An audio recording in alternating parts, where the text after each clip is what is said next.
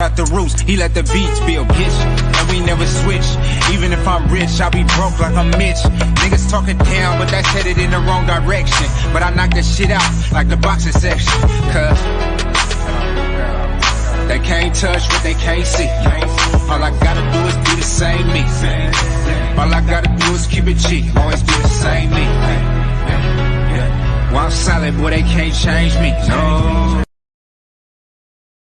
Got the roots, he let the beats build, bitch. And we never switch. Even if I'm rich, I'll be broke like I'm Mitch. Niggas talking down, but that's headed in the wrong direction. But I knock that shit out like the boxing section. Cause they can't touch what they can't see. All I gotta do is be the same me. All I gotta do is keep it cheap. Always be the same me. While I'm solid, boy, they can't change me. No. Y'all know why I'm here. We live from the boxing section, man. What's going on? Another like the other one, man. We back at it. You know what I'm saying? It's another great day to have great content. You know what I'm saying? Salute to everybody that came in the chat. Free, what's going on, man? Taylor Bell. Right side, what's going on, man? Listen, put this link in the chat. Right side, you got to come through today, because after watching the show from last night and had to like chop stuff up, we gotta talk again. You know what I'm saying? But we got August 5th. Make sure y'all mark your calendars, man. Amari Jones in Sacramento, California. He's about to get down. Another win in a winning column. You know what I'm saying? This weekend we got Joe Joyce. Looking forward to seeing him, a friend of the program. Shout out to Sam J's Boxing and Shane. We're looking forward to that. Also, we got Keyshawn Davis July 15th. Then August 13th, we're going to Vegas. Troy Isley on that Tiffany Lopez card. A lot of great prospects on that card. So we're ready for that.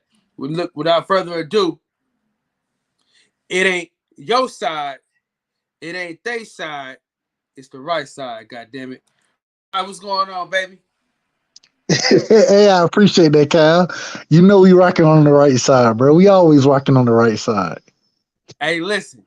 Hella, bro, I swear to God, bro, that's the first show that I was like hell bent on watching the playback for, cuz that was a great fucking show. And happy birthday one more time. You know what I'm saying? Now it's officially official. You know what I'm saying? Happy birthday to my boy Right Side, man. Shout out to Right Side coming through here on his birthday. How was everything today? Hey man, hey, I ain't gonna lie to you. I got a little more sleep today than I have in a long time, so I needed it. But man, much love to you, Kyle. Man, you've been doing your motherfucking thing, bro. You, bro. I went back. I watched the Stitch Duran interview. You feel me? I was looking. I was like, man, my nigga Kyle, he putting it in right now, bro. And that was a hell of an interview. Appreciate that. I'm trying to grind as much as I can, man. You know, I'm really trying to. I'm really trying to grow this thing, man. Oh shit! We got the ice cream go-getter in a McDonald's hander over, sipping ass. Viva la Mexico! My nigga Mex. My nigga Mex. Hey, hold on, real quick. Words of the great philosopher, Viva la Mexico. My wallet, my choice. God damn. You know it. You fucking know it. Do you remember where you said that at in the show? Oh, bro, I have no idea. You know that be freestyling. I don't know. Bro, I'm so mad I couldn't find that shit. I was looking for that shit. I'll look for it. Hey, go by the comments. If you go by the live chat, you can kind of tell where it's at. If someone Oh, that's how you do live it. Chat. Yeah. You really. Thanks, babe. Hey, listen, look. See, this is Oh my God, Right Side making a rare appearance. Wife out here making sandwiches. Hey, bro, It's my birthday, bro. Turned up, man. Hey. My boy right side in the Hey, building, look, man. I got. I'm at a bar right now, still fucking with y'all though. Where you at, Max? I'm at the bar. I had to get me some tacos and shit after work. Hey, one thing about Max, no, they don't matter what he doing or what he got going on. He coming to his second job, goddamn. Hey, Hey, I man. fuck with Max, man. Hey, real talk, Max. I ain't gonna lie to you, Cal. You too. Y'all, my homies. Y'all the brothers, brother. Y'all the brothers, man. I rock with y'all a long ways, man. I ain't gonna lie, bro. I jumped off a panel a few minutes ago. I was like, shit. I know my nigga Cal finna go live, so I need to be free to jump on this shit, bro. Let me jump on this shit, man. Hell yeah. It's a rare. Hey, listen, What's it called? So was it treating players meat? Is that what it come is? on, man. Come on, man. Hey, I'm gonna have to steal that for the bar real quick.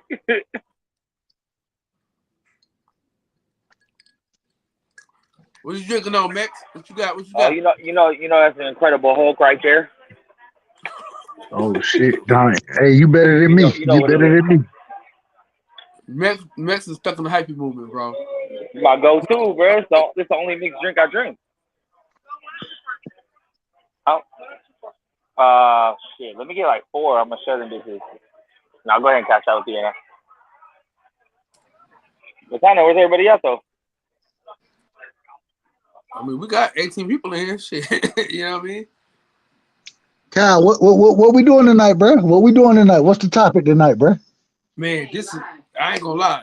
The topic was so good last night, boy. I want to do my wallet, my choice. Hold on real quick. My wife called. Hold on. Oh no, I was telling you that was really good. Caught his ass. Caught his ass. Hey, hey, man. Got him. Got it. Got his ass. Oh man. Max, where you at, bro? You at the bar? Max that order drinks for everybody. Yes, sir. He Yes, sir. that Hey, order Max. drinks for everybody. He paying. All right, Max, what's going on, big dog? Hey, Max, see if they got guava juice. Bro, I fucked that Hawaiian guava juice. That shit be fire. Hawaiian cans. Listen, see if they got. Listen to me though. You gotta have this mix before you cut. Guava, pineapple, Red Bull, and you might throw some orange juice in that. I don't fucking know Red Bull, man. I don't fuck no Listen, Red Bull either. listen. Red Bull. Listen, guava, orange juice, cranberry, and pineapple juice. They don't got. Call that Hey, the candy. what bar you go to got fucking guava juices laying around, bro? Hello, stranger. That's where I work at on Sundays. Hello, stranger. Oh, you be working? Oh, you be doing security over there? Yeah, hell yeah. The money, Where's that? the money ain't, That's it in ain't the easy. It's in the town or in the city? It's in the town. Hey, bro, what time is it there? What is it? It is 10:45? 10:45? Yep, 10:45. God damn, bro. It's 1:45 over here, bro. I was like, I'm gonna jump on and I'm about to jump off, nigga, cause god damn, bro. You know I'm East Coast all the way. And now you stuck, man.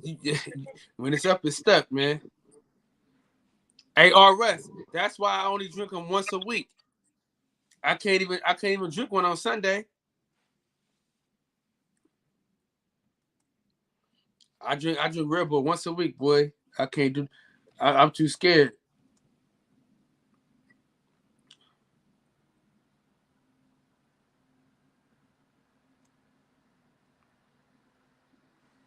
Y'all muted if y'all was saying something. Y'all muted.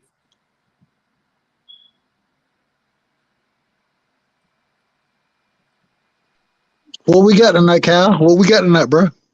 And salute to the I don't know who makes showing me. Salute to them though. Salute to them. I don't know. Hey, my nigga Max, he at the bar right now. Let's do this though. You pick a fight. Isaiah Felix, what's going on, big dog? Oh, hold on. Hold on. Because this nigga has been hold on. No. He's been absent from duty. You know what I'm saying? Your What grandmama's favorite DJ? fat My boy. nigga DJ at? Huh? Your grandmama's favorite masseuse. Your baby mama's favorite back scratcher and booty slapper. You know what I'm saying?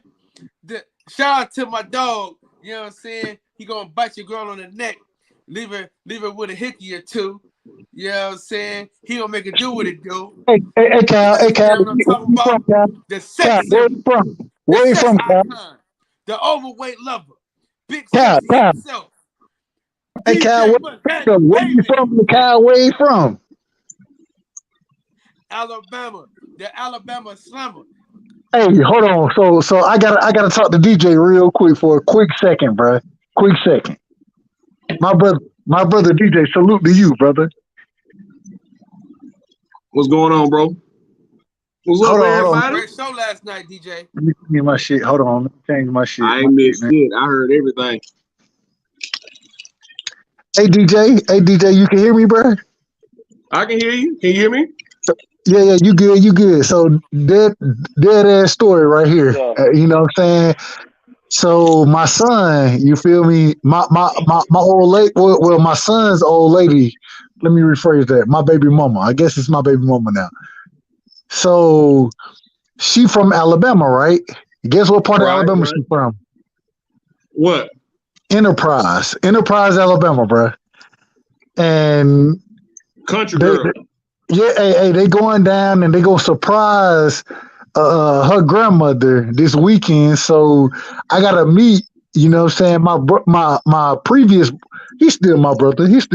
So I got to meet my brother-in-law tomorrow to drop my son off because they want him to go down there and be a part of the surprise and shit. But, hey, man, Alabama ain't shit, bro. Alabama, y'all ain't shit, man. Y'all ain't shit, man. Y'all. What you mean? We're the shit. Man, if DJ from there, you know they ain't shit.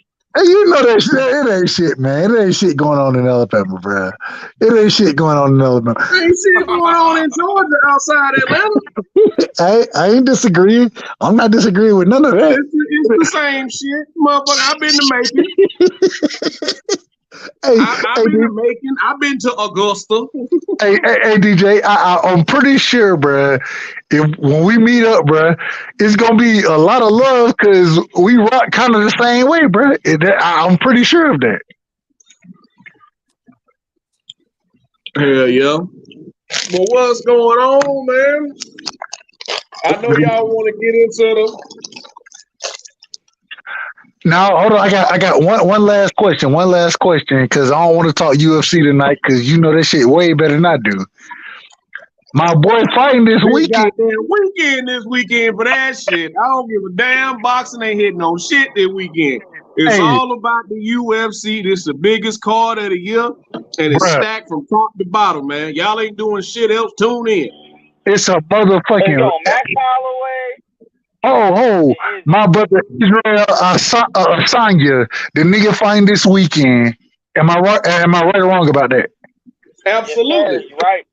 And he finna tell somebody. I don't even know who the nigga fighting, bro. I ain't gonna lie to you. I don't even know who the nigga fighting. Kyle, pull up that card, man. That's a stacked card. International fight. We get it.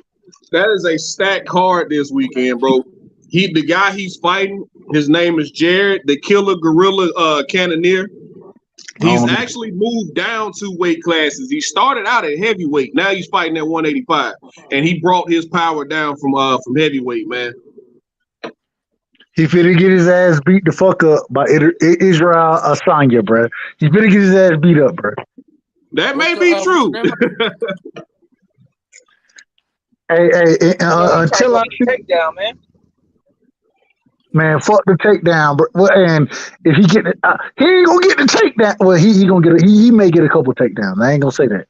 But at the end of the day, bro, I believe it's a 5-round fight. Is it a 5-round fight, DJ? Yep. Israel Adesanya is gonna beat the shit out of his ass for 3 of them rounds, bro. He gonna beat the shit out of his ass. Cannonier's not gonna touch him. Fact. Well, I'll take that back. He'll touch him, but it won't be enough. It won't be hard enough to make make any type of difference, man. Izzy's great. Izzy's great at making guys fight at his range. Facts. Hey, bro. Hey, let me ask you a question, DJ.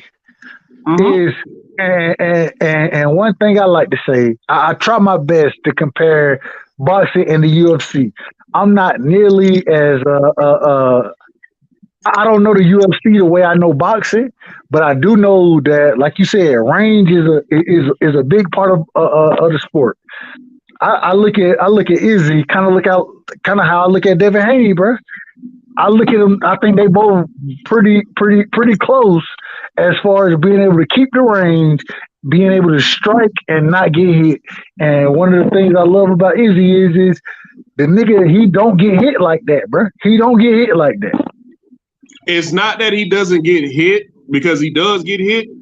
It's just that when he does get hit, he does a great job doing what Canelo does. He rolls with a lot of things. He rolls with a lot of shots. So you really don't catch him clean, but he has been caught before. Oh yeah, I done seen him. Like the one fight, and I was blessed enough to go to, was the Kelvin Gastelum fight. Kelvin Gastelum was shorter than him by a lot. I think Kelvin Gastelum was like 6 inches shorter than him. I think Izzy also had like 5-6 inches of reach on him. But Kelvin was able to get inside of him and catch him a few times, and it was lumping, and it lumped Izzy up in that fight. But Kelvin also has very fast hands. Like, you got to have very fast hands. You got to catch Izzy between his shots, because he's not going to throw a lot. But when he throws, he's able to hit you and get back to where you're not really able to catch him clean. And he accurate. He accurate with his shots. He accurate. I mean, I think I think he won, like, if I remember correctly, his kickboxing record is outstanding. I think he was like 95-5 in kickboxing. So like this is nothing new to him. Striking, if you're gonna sit there and strike with him and make it a kickboxing match or a Muay Thai fight, that's right in his wheelhouse. He can do that all day long. You gotta make it a ground fight against him. You gotta make it a ground fight. And it ain't easy taking him down. Like, I hear that a lot. That's the critic, because Robert Whittaker was able to take him down a couple times. Listen, great. He's a great wrestler, though. He's a great wrestler. He's a decent wrestler. I wouldn't say he's great, but he is a black belt in jiu-jitsu. So but it's still not easy to take Izzy down, because he's very long.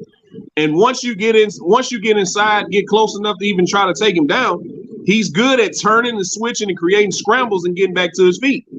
Yep. Mm-hmm. Hey, absolutely. For me, at least this weekend, boxing, they selling me a little short this weekend. So I am looking forward to the UFC card. I am looking forward to it, because I'm being sold short on boxing. Not necessarily sold short, but it ain't no good fights, in my opinion, happening this weekend that I'm just looking to tune into. And even those fights are going to be early in the day. So, hey, I'm looking forward to watching. I'm watching the whole UFC card this week, bro. I'm watching the whole entire. And that doesn't happen often for me. But I am. Max, look at this card, bro. I can't believe I'm getting this for $70. Hey, DJ, can you go through all What's the up? fights real quick? Can you and Max and Right Side, can y'all go through all the fights and break them down? All right. We just talked about the main event. Now the co-main event. Go ahead, DJ. This is one of the most intriguing fights between Max Holloway. Hold on, go back up. Max Holloway, baby. Max Holloway, stop it. Just get it. Max, he gonna have to stop him, because start from the bottom and then go to the top. No, go to the top. I'll go from the top and work my way bottom. Yeah, work my way down, because I gotta get y'all excited. Go bottom first, because that's the weaker one. Go bottom, and then we'll climax at the top. You gotta say we was already talking about the main event, but go ahead. We can go to the bottom. Hey, what's the main event for the prelim? I know that's probably cool. Go on down. Prelim.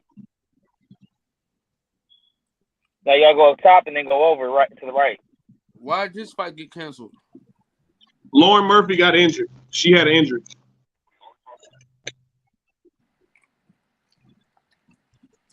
I think it's Barbarina and Robbie Lawler. And remember, Cowboy and Jim Miller got added to this card too.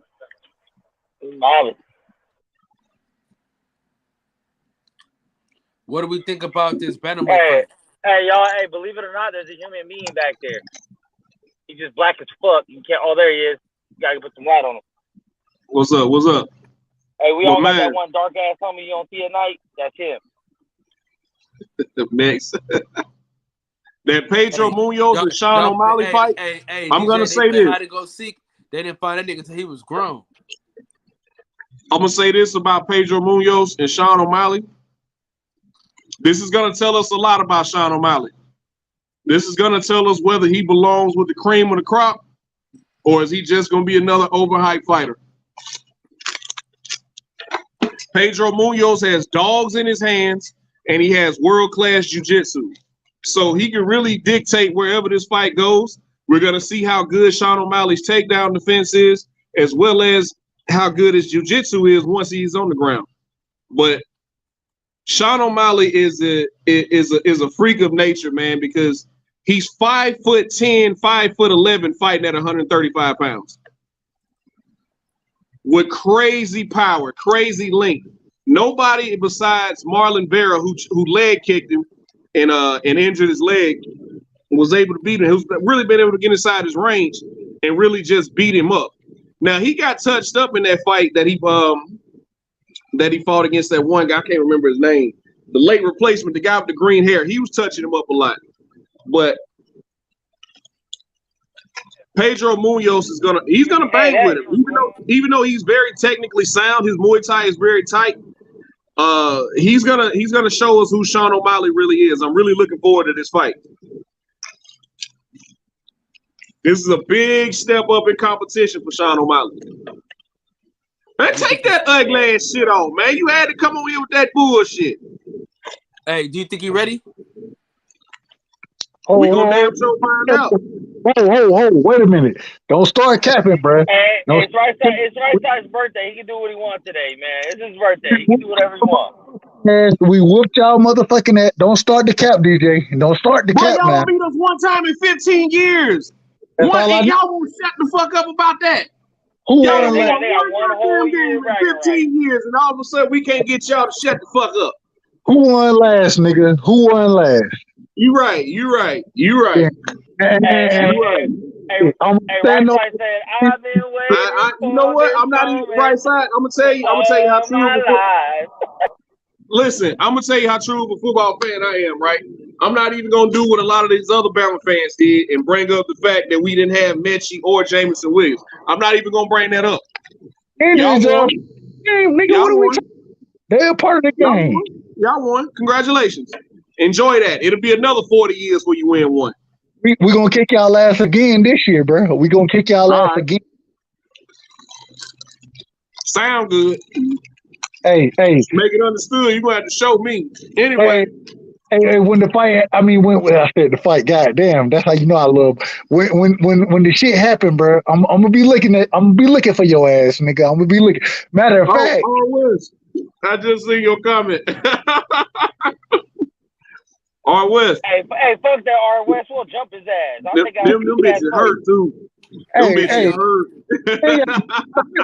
Don't nobody, bro. Look. Hey, I've been hurt before. You gotta knock me out. Hey, I know this is MMA for dummies, right? But I gotta show y'all this real quick, blood, because this is Max. I got a question for you in a second, bro. I got a question for you. Say your saying real quick, Max, real quick. Yo, what? Yeah, what's happening? What's your saying? My wallet, my what? My wallet, my choice, baby. Your wallet, your choice. Yeah, fuck them other kids. They ain't my kids. Yeah. Oh yeah. Man, Hey, send that shit to me on IG. Send that shit to me. I'll post that shit right now. Send that. Hey, oh God, bro. This look. This way he fucked up. I'd have sent his ass in the house with the McDonald's cup. We'd have been eating. Hey, play that shit one more time. Let me show my brother. Kyle, play that shit one more time. I'm about to send it to you, nigga. Hold on. Your wallet, your choice. That's crazy. Nah, I wouldn't let his little ass eat in front of, but damn it, he done came home full. Because something, before we get back to MMA, I ain't ever been stepdaddy to nobody.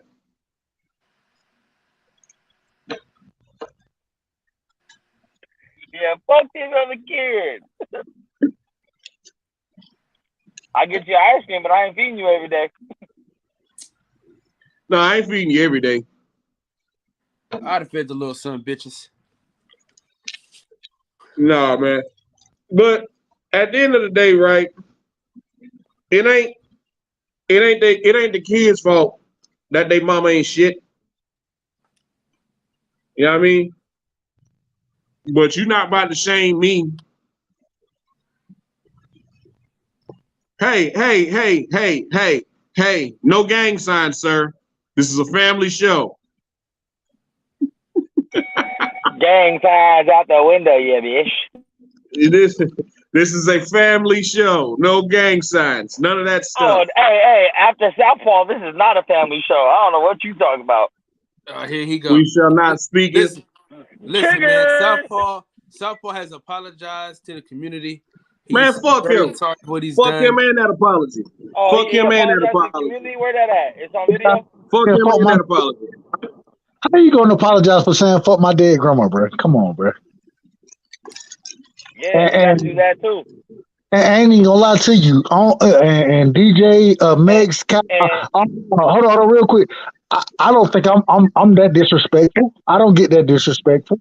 And so, hey, bro, man, fuck that nigga apology, man. Fuck that nigga. Oh God. Fuck his apology. I don't want it. Yeah. DJ said if you ever see me, it's on site. I ain't got nothing else to say to him. If I ever see him, I'm gonna hurt him. I mean, he might end up getting stomped out or something. That might happen. That might be in his near future.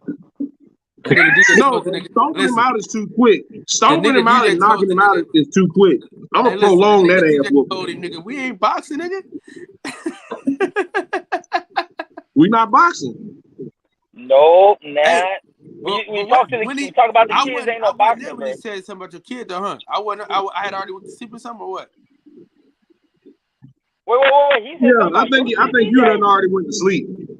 He said something or you had stepped away. You was here, but I think you had stepped away, or you was still on the show and went to sleep, or some shit like that. I don't know. Hold on, but I know you don't want to repeat it, but what did he say? What did he say? Hold on. So he said, he said something about DJ. He said something about your kids. Hold on, what happened, DJ? What happened, man? I missed this. This must have been before my time. Yeah, that was before you really started coming over here real heavy, Max. That was a long time ago. That was last year sometime. Yeah, but what happened? What did he say? We was talking reckless like that? Like how we was talking to Major Keys type shit? Yep, same shit. Because it was one of the nights. It was something along the lines of "fuck you and that little bitch." Ooh, okay, yeah. So, well, I'll record it, DJ. I'll be right there. Because my daughter was up with me. Because it was one of them nights that my daughter was up with me. I was like, "You look at my daughter sitting right here," and he was like, "Yeah, fuck you and that little bitch." I was like, "All right." And it's crazy because you probably was just talking the sport, you feel me, with the nigga, and then he go all up. All right, never mind. I ain't got shit to say. Him and somebody else was arguing, and I was trying to tell him to chill out. Yeah, Kyle, you done went to sleep because I was trying to tell him to chill out. And then he hopped on me. But I'm gonna tell you what. Hey. Hopping on is easier than hopping off, sir. You don't get to decide. You don't get to decide when this ride over with. Hey, the coldest part was. Let me tell you the coldest part though, Max. He gave H Money nigga a time, right? So I get like he gave him a time, dude. Because H Money says some wild shit, right? And then finally hold on. I've never heard H Money say wild shit. I heard him just yell a lot about Devin Haney, but I never really. I haven't been around long enough to hear him actually say some crazy shit yet. That motherfucker used to say some wild shit. But I'm gonna say this though. I'm gonna say this shit. I'm gonna say this about H Money though. At least H Money be Money don't talk respectful about the nobody's family, bro. Yeah, H he Money be don't talk respectful about the nobody's family, bro. It's always about boxing. Now he might call you a bitch every now and then, but it's always about boxing. But he don't say shit about your family, bro. He don't say shit about the family. Yeah. No. Okay. He always keep it boxing, no matter what it is. And that's just H Money being H Money. I fuck with him. Hey, I fuck DJ. You know I fuck with H Money. My thing is the difference with what Southpaw do. The nigga he'll come on here and the nigga disrespect the dead. The nigga he has no respect for nothing, nigga. And if you ain't got no respect for nothing, I ain't got no respect for you, bro. I have no respect for that brother. Hey, y'all, we done gave him too much time already. I ain't got nothing to say about him. Hey man, I only thought he sees my face. I cammed up that night. He sees my face. If you ever see me, it'll be in your best interest to go the other way. Facts. And you know the saying, y'all. Y'all know the saying. Niggas die for less, man. They die for less out here. Last thing, man, the nigga, he's a fighter. He always want to say, "Oh, I went to California and I asked niggas if they were Canelo fans, and then I whooped their ass." Man, nigga, shut the fuck. You fighting niggas who ain't even trying to fight, bruh. What are you talking about? Get somebody who Brother Cole 10 to answer your question. That's between H Money and Kyle. Hey man, the Canelo fans around my way ain't fighting nobody. Whatever it is they got going, that's what they got going. It's between H Money and Kyle. Yo, hold on, Kyle. What happened with you and H Money, man? That's between them. That's between them. Happened? It was bad. It was some family shit. What's happening? Money shit? Nah, I don't really like to bring it up because you know what I'm saying. Like I said on the show last night, man. I just want to be informed on wax unless it comes to me. You know what I'm saying? But we're talking about you and him. Because I seen him come on Fred's show while you on there. You ain't never I ain't never seen you disrespect us. I didn't know y'all had a problem. No, Fred don't even let me and him on at the same time no more. Oh, it's like that, man. What happened? Yeah. They done blocked each other from each other's show. So, hey, Fredo, I'm gonna say it like this. I'm gonna say this right. I guarantee I can fuck your mammy and your sister. I guarantee you. Hold on. You forgetting somebody. DJ. Huh? You forgetting somebody. Your grandma. And your grandma, and I had your grandmammy making me biscuits. Hey, what did he say? Have his way with your grandma.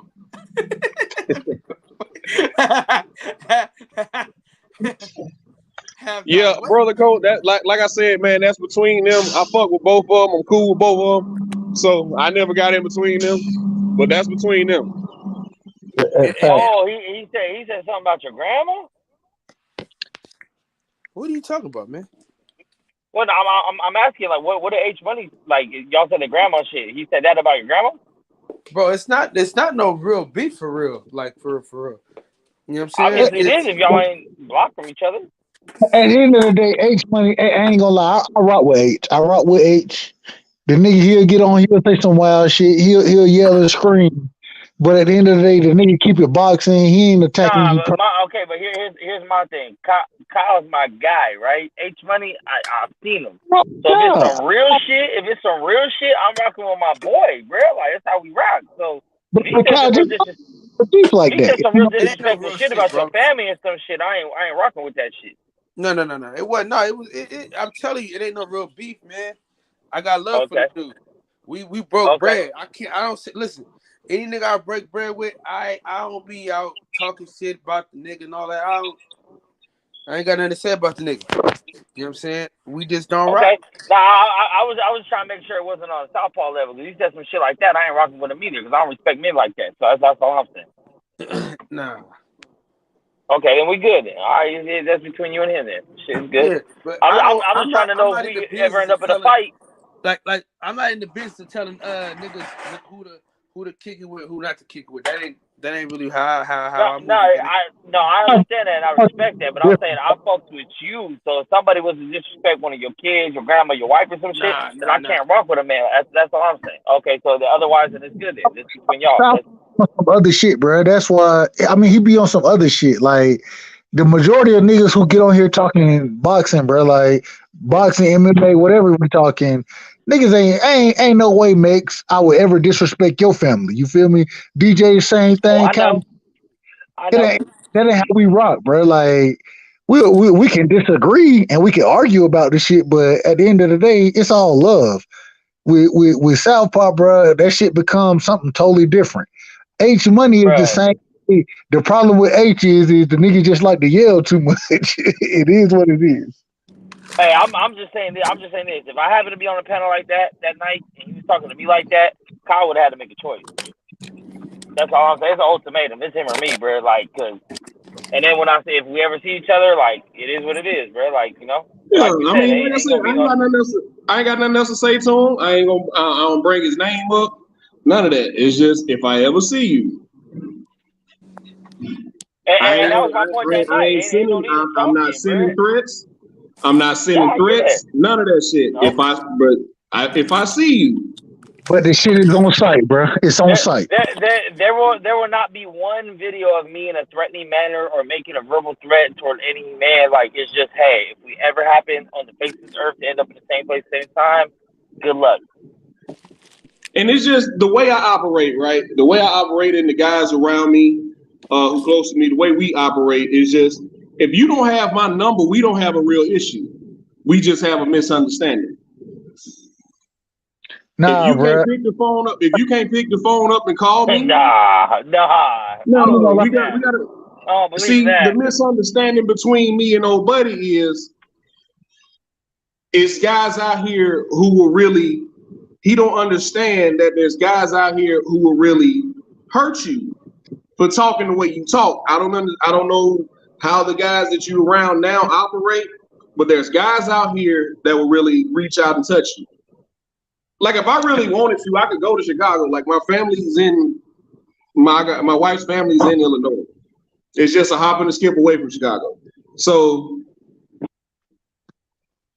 okay, that's fine. Secret agent. I'm pretty sure you watching us ass naked right now. But carry the fuck on. I'm saying, DJ, is once you start bringing kids, grandparents, dead people, once you start doing all that shit, you can't go back from that. You can't go backwards from that. It's just certain shit you can't go backwards from. It's certain shit you can't apologize for. More than everyone else. Kids, because your mama, that's regular. Like, that's regular. That's playground shit. Your mama this, your mama that. If I don't know your mom personally, it's kind of like your mama, you know? But kids, nah. I don't play about that shit, bro. Like, I don't play about. And this is what. Hey, that's why I said. But you the same. Hey, I'm gonna do my 817 voice. Mitch, you will sit up here and say abortion is okay. Hey, but this is what I'm saying. Here's how strongly I feel about that. I hate Southpaw as a man, but I still wouldn't allow someone else to talk about Southpaw's kids. I don't play with the kids, bro. That's it. Leave the kids out of this shit. Hold on. You don't play with the kids, but you ain't gonna feed them. You a motherfucker, man. You motherfucking right. I ain't gonna feed them motherfuckers. No. You better go call your daddy. All I need secret agent to know is just I'm gonna fight till I win.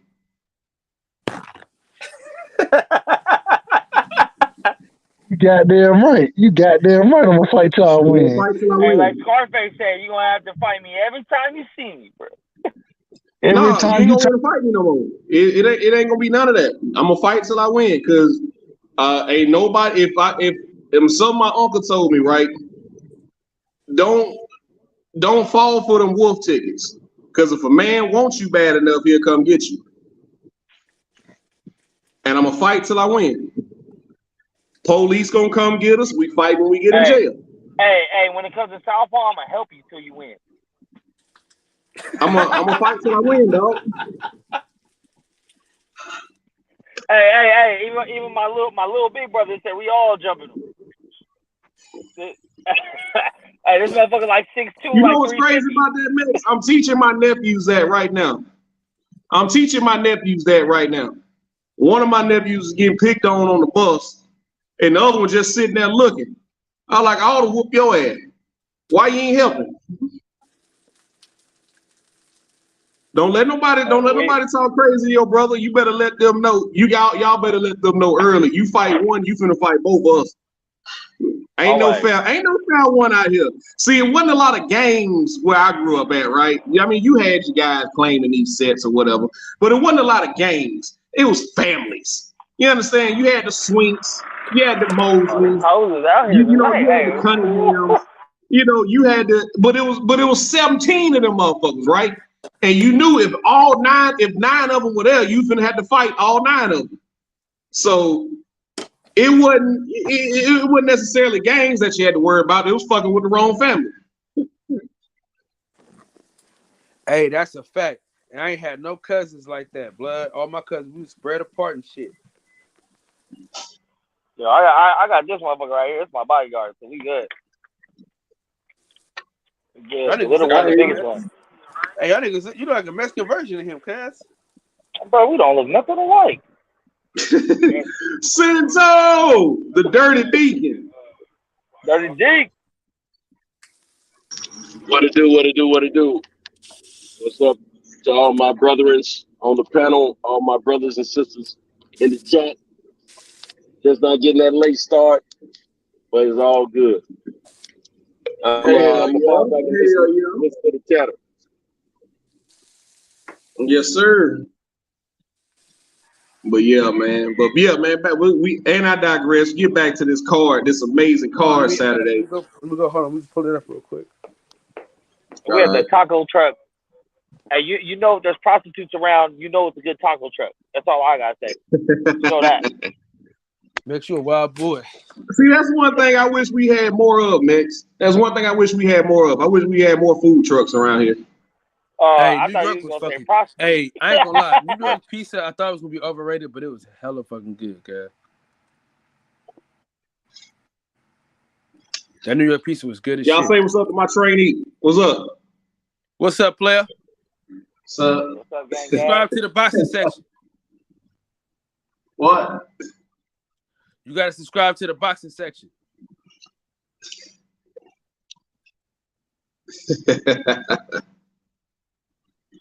He can't hear me. We got a cool panel on tonight where guys actually get to talk to each other. Man. Yeah, man. That issue that y'all were discussing the other night, man. I look at it the same way I've always looked at it. I didn't care one way or the other. I really never did. If you're gonna do it, you're gonna do it. If not, more power to you. Either way, I really never cared. So I really never had an opinion on the whole Roe v. Wade situation.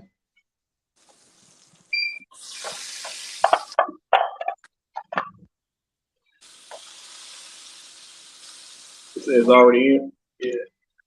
All right, hold on. We're going to the top. No, it probably is there. I have to reboot the computer now. Huh? Yeah, anytime that happens, I have to reboot it. All right. Yeah, it's all good. But Robbie Lawler and Brian Barberena, that's gonna be a bloodbath, man. I can't wait for that fight. That's probably gonna be the main event on the prelim. Real quick, everybody wish right side happy birthday to me before he go. Oh, which kind? Which kind? We're doing happy birthday. No, we just saying happy birthday to you. Just happy birthday. That's it. We ain't doing no happy birthday. Happy birthday. Happy 50th, man. Happy 50th.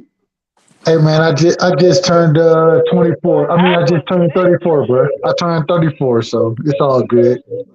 Happy birthday, you just look old as hell, boy. Hey, yeah, come on back over here. Hey, my trainee just turned 23 today, man. Wish him a happy birthday. Happy birthday, happy big dog. Birthday to you.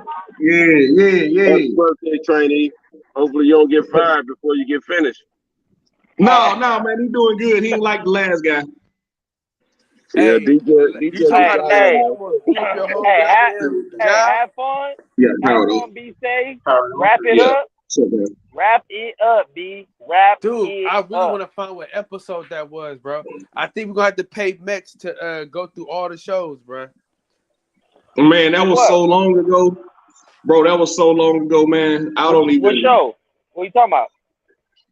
Bro, so this one show we had, right? The nigga DJ was training somebody, and he told this nigga specifically not to do a certain thing, and this nigga did it anyway, and nigga almost blew up the whole fucking job, blood.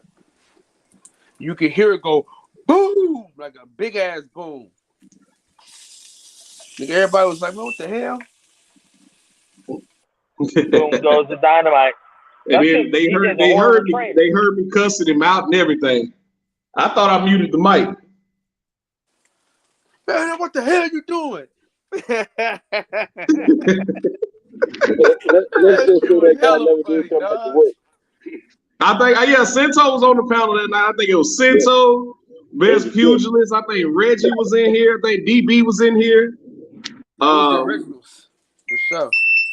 Yeah, man, it was a while back. Yeah, it was a full family affair. It was before. I'll say this much: it was before 9 Wives came out. I know that.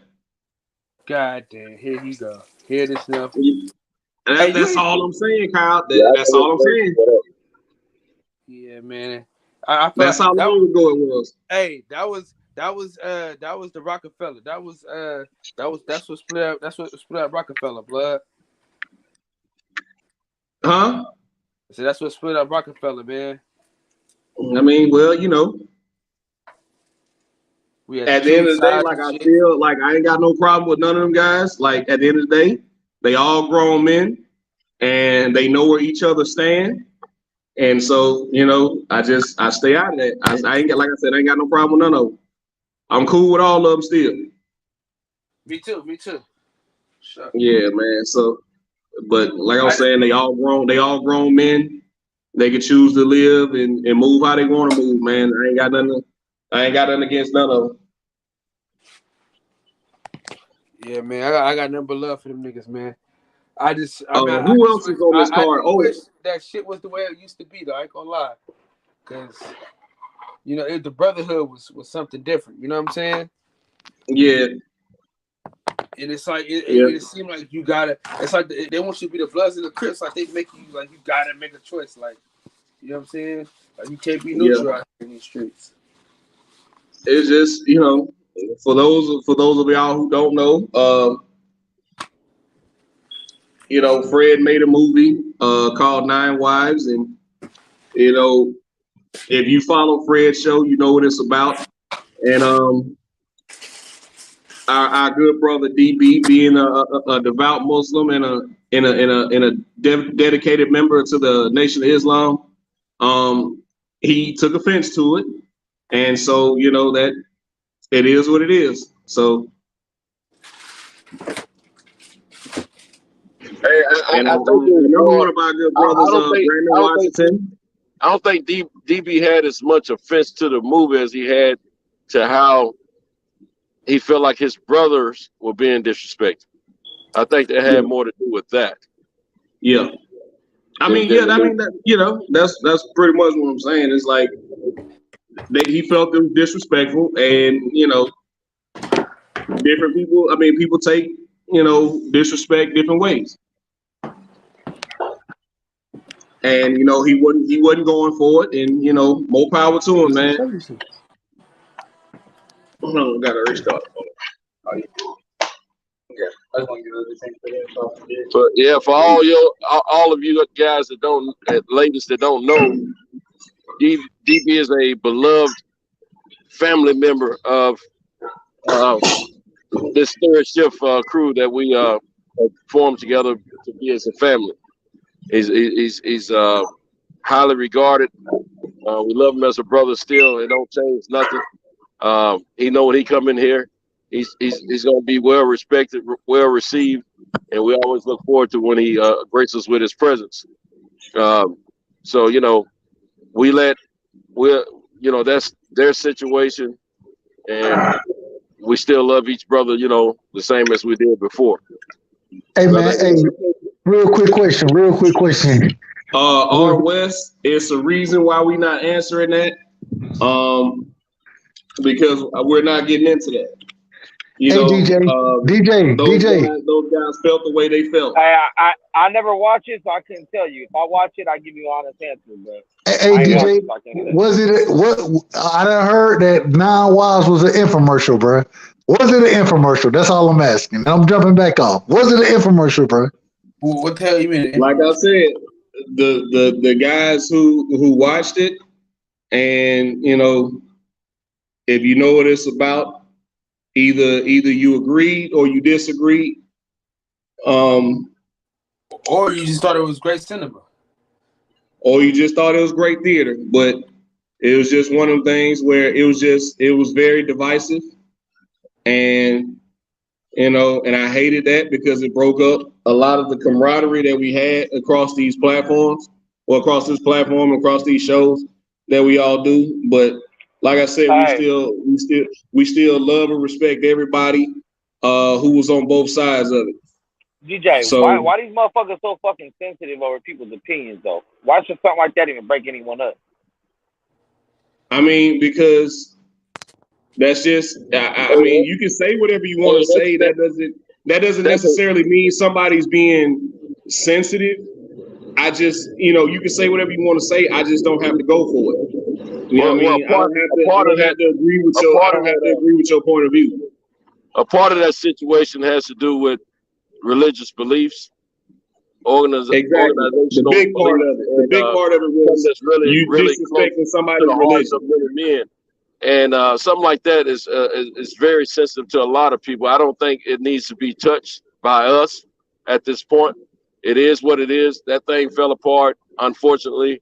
I think we need to leave that alone. It makes anything that's close to your heart is going to be a touchy subject to you, just like any other individual. And we have to respect it as that. And that's what it is.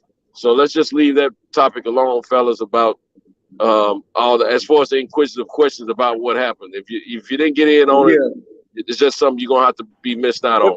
Because we don't if you've been following the boxing section, or if you've been following barbershop conversations or boxing conversations with Reggie Owens, you should be knowledgeable about the situation by now. You're well versed. You're well versed in what happened and why people felt the way they felt, whether they agreed with the film or whether they disagreed with the film. Some guys feel like Fred was shining a light on the truth. They felt like he was telling the truth. And other guys felt like it was inaccurate and very disrespectful. Very disrespectful to a man that they honor and that they hold in very high regard. So it's just one of them things, man, where I leave religion alone. I don't discuss it. Whatever religion or whatever you believe in, if it makes you a better man, and I'm all for it. I'm all for it, man. So I just always stayed out of that. Like I said before, and I'll say it again, those are all grown men. Yo, DJ, and I don't get in between disagreements with grown men. DJ, though, here's what I don't understand, though, is like, I didn't see anything disrespectful about the religion of Islam itself. I saw something toward the organization of the Nation of Islam, not the religion of Islam. So that's why I'm understanding. That's why, like, religion, I feel the same way. Like, religion, keep it off limits. You show me that's people's beliefs, but the organization itself is where I saw most of the criticism. So that's why I don't understand why people get scared, run away from it, don't want to talk about it, and they their feelings about it. Like, it's the organization. It's not the religion itself. Well, it's not the organization.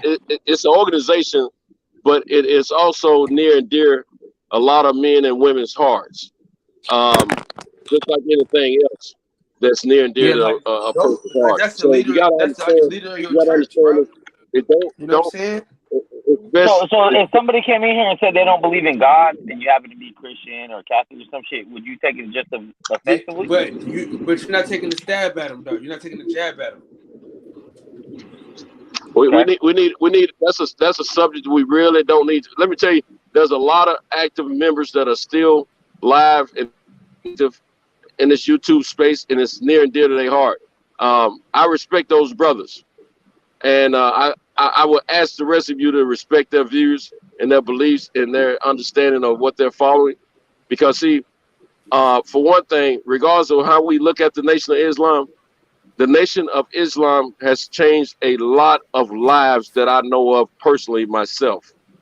And I even investigated the organization myself. Not investigated, but I had an interest in it for see if it's something I want to make a part of my life. So that's just something we don't need to touch because it's very sensitive to a lot of folks. Someone's echoing. And I think it's best that we respect that. 11. Oh. Yeah, just go from number 11. Somebody echoing. Is that UBC? Certain things are better left unsaid. Or you just put the number in on the card. I prefer the but my whole thing is like, don't. But I don't like. I understand like it's a sensitive subject, but at the same time, it's like me personally, I don't really agree with like the anti-white views, right? I have a white brother, so like, how can I not speak up on that if it gets brought up? Because I'll never talk about someone's religion, whether something's true, false, whatever. But if the organization you're part of is on some anti-white shit or white man this, white man that, I'm not with that shit. I can't keep quiet about it. It's okay for you to feel that way and think that way, but I think this is being that this. Let me tell you, the fuel to that fire is still high and very flaming and very hot. I think it'd be in the best interest of this panel, as well as the rest of us brothers on here, to cool that, leave that alone. That's not our fight. Yeah, man. Hey, no more religion. Like I said, I never got into that. I never got into it. I just let them guys voice their. We've heard everybody out. Those guys have said how they felt, or they've shown us. Well, like DB, he's shown us how he felt about it. He completely backed off everything that he was doing as far as these platforms.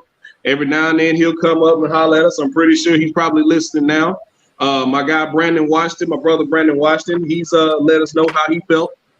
So, and it just is what it is, man. Like I said, those are grown men.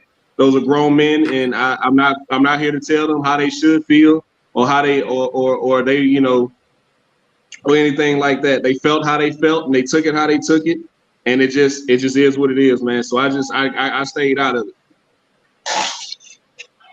Well, what's up, fellas? What the fuck did I walk into? Detroit? What's going on, bro? Detroit, what you doing up, bro? It's past your bedtime. What's going on? Man, hey, man, working on my regular ass channel, man, trying to get my shit together. Yeah. Hey, what's that? Hey, you having panels and shit yet? I mean, I'll subscribe to your shit. Put the link in the chat. Man, I don't even know what the fuck my link is. I'm over here on StreamYard on my other window. Fuck your link there, Detroit. Shit. Hold on, damn, relax, Max. Hold on, nigga, I need you. I ain't got nobody. It's so cold in the deep. How the fuck do we supposed to keep peace? Fuck you. So what about all these guys getting all this money today, man? What happened? Like, hey, everybody was getting. I was working all day, dog. I'm glad I could be inspiration to you, DJs. I've been working all day. That's where I was getting this money from. You know what I'm saying? Money don't sleep. You know, the grind don't stop. The hustle never dies. You know what it is. Yeah. Whatever. Enchilada. Look here. Oh, I'm sorry. I missed one. You got 251 million guaranteed. Hey, where the fuck is these niggas at? I need a cut. The bag did not drop off over here. Oh shit! Oh shit, man! Hey, we on the late night hours over there, man. Hold on, let me pause.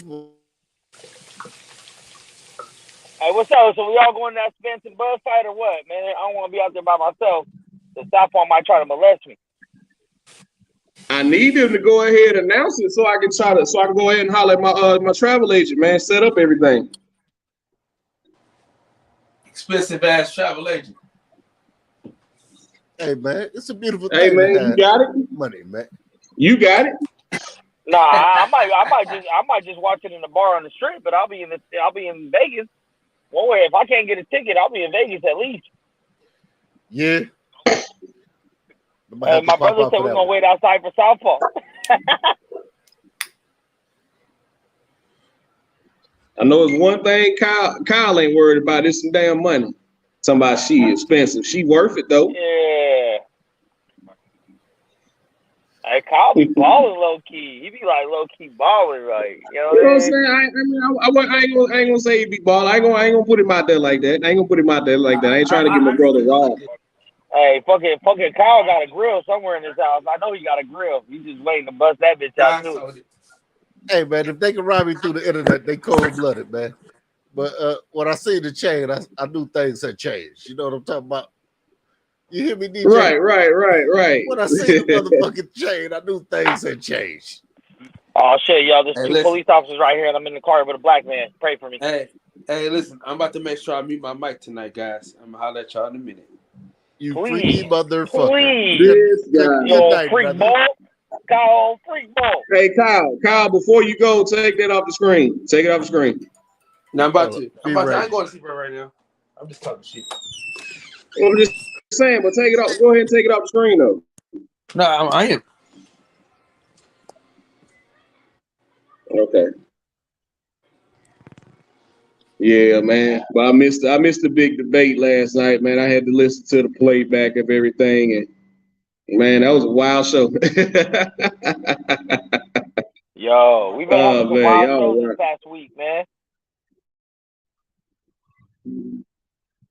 Heck Hey, yeah. I'm not gonna lie, man.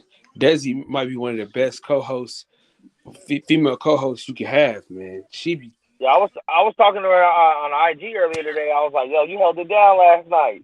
You know what I'm saying? The other girls got scared and ran off.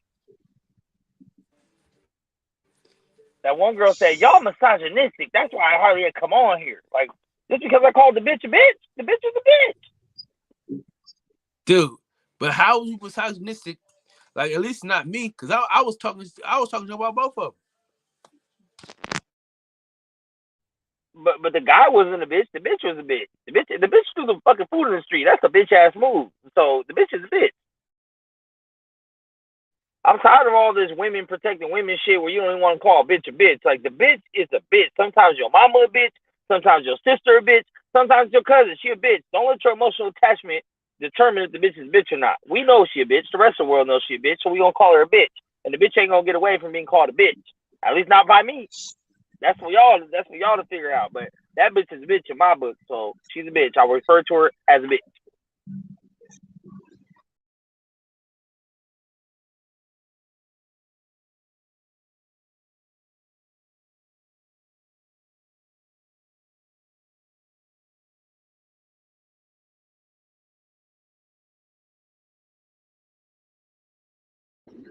Where did everybody go?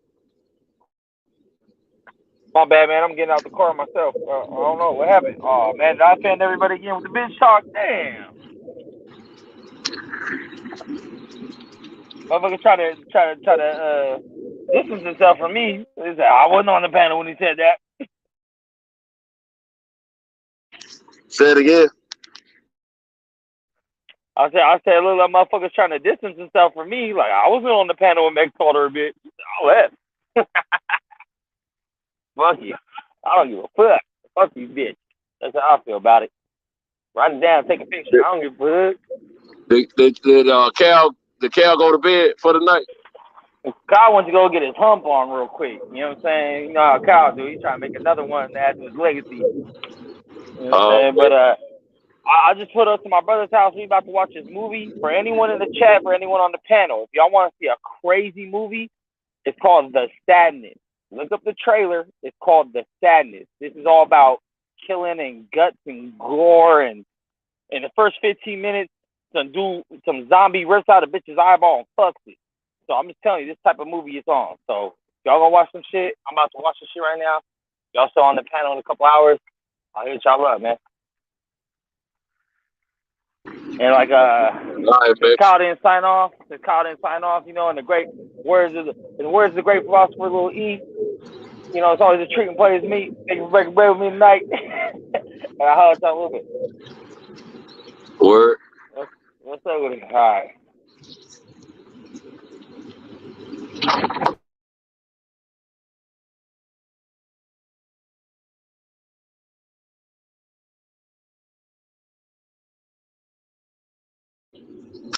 What's up, Detroit?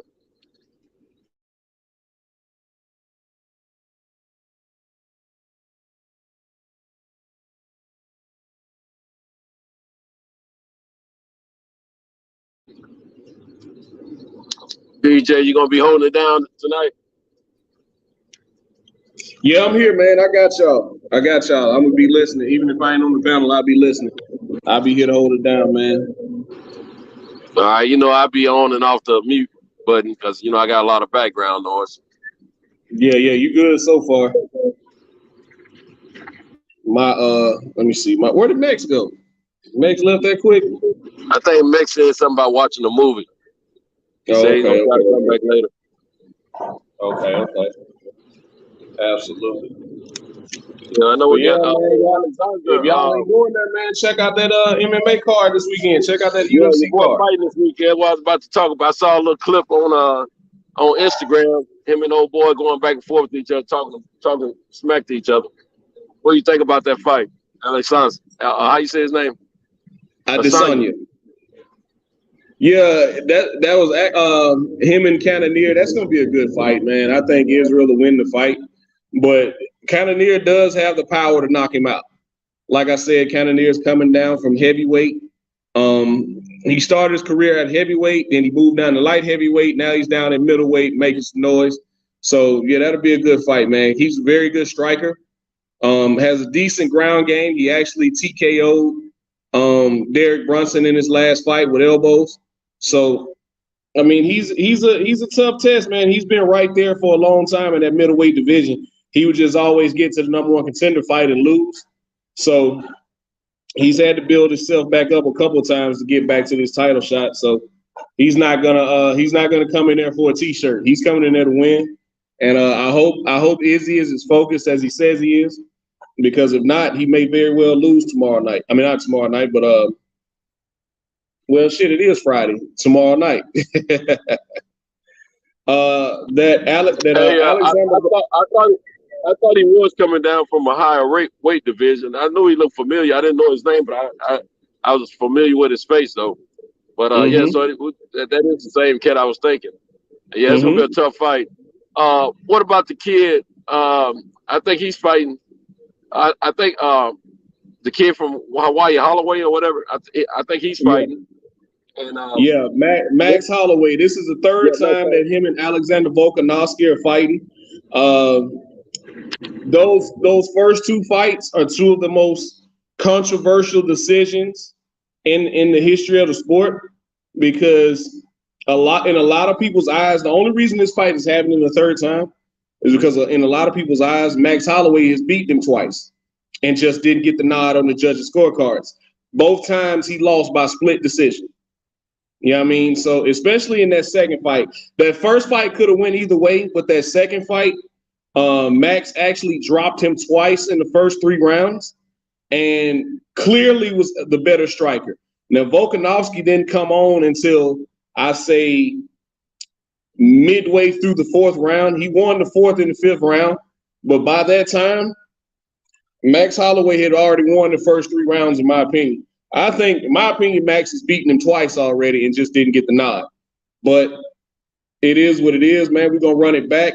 And Max is in that weird place, kind of how, even though the 2 wins by Adesanya over Whitaker were definitive, Whitaker's in that weird place where he's the number 1 contender, but he can't beat the champion. The champion has already beaten him twice, but he's going to smoke everybody beneath him. Same thing with Colby Covington. Colby Covington has lost to Kamaru Usman twice, but he's going to smoke everybody beneath him. So Max is in that weird spot where this is the 3rd fight against Volkanovski, and if he doesn't beat him, what does that actually do for the featherweight division? How does it move forward? Because he's also Volkanovski's also beaten Ortega. Who else has he? He beat Ortega and Korean Zombie. Even though the Korean Zombie was a replacement, he was actually supposed to fight Max back in February, I believe, either February or March, whenever they fought last. But yeah, man, this is going to be a crazy fight. Both fights have been super close, have been razor close, razor thin fights that I actually think Max Holloway won. So, and a lot of people share my same opinion, but That's going to be a great fight, man. And that, like I was speaking about earlier, the Pedro Munoz and Sean O'Malley fight. Sean O'Malley is at that place now where this is the step up. You're finally fighting somebody in the top 10 or top 5. I'm not sure where Pedro's ranked now. I think he's in the top 10. I think he's around that 6-7 range.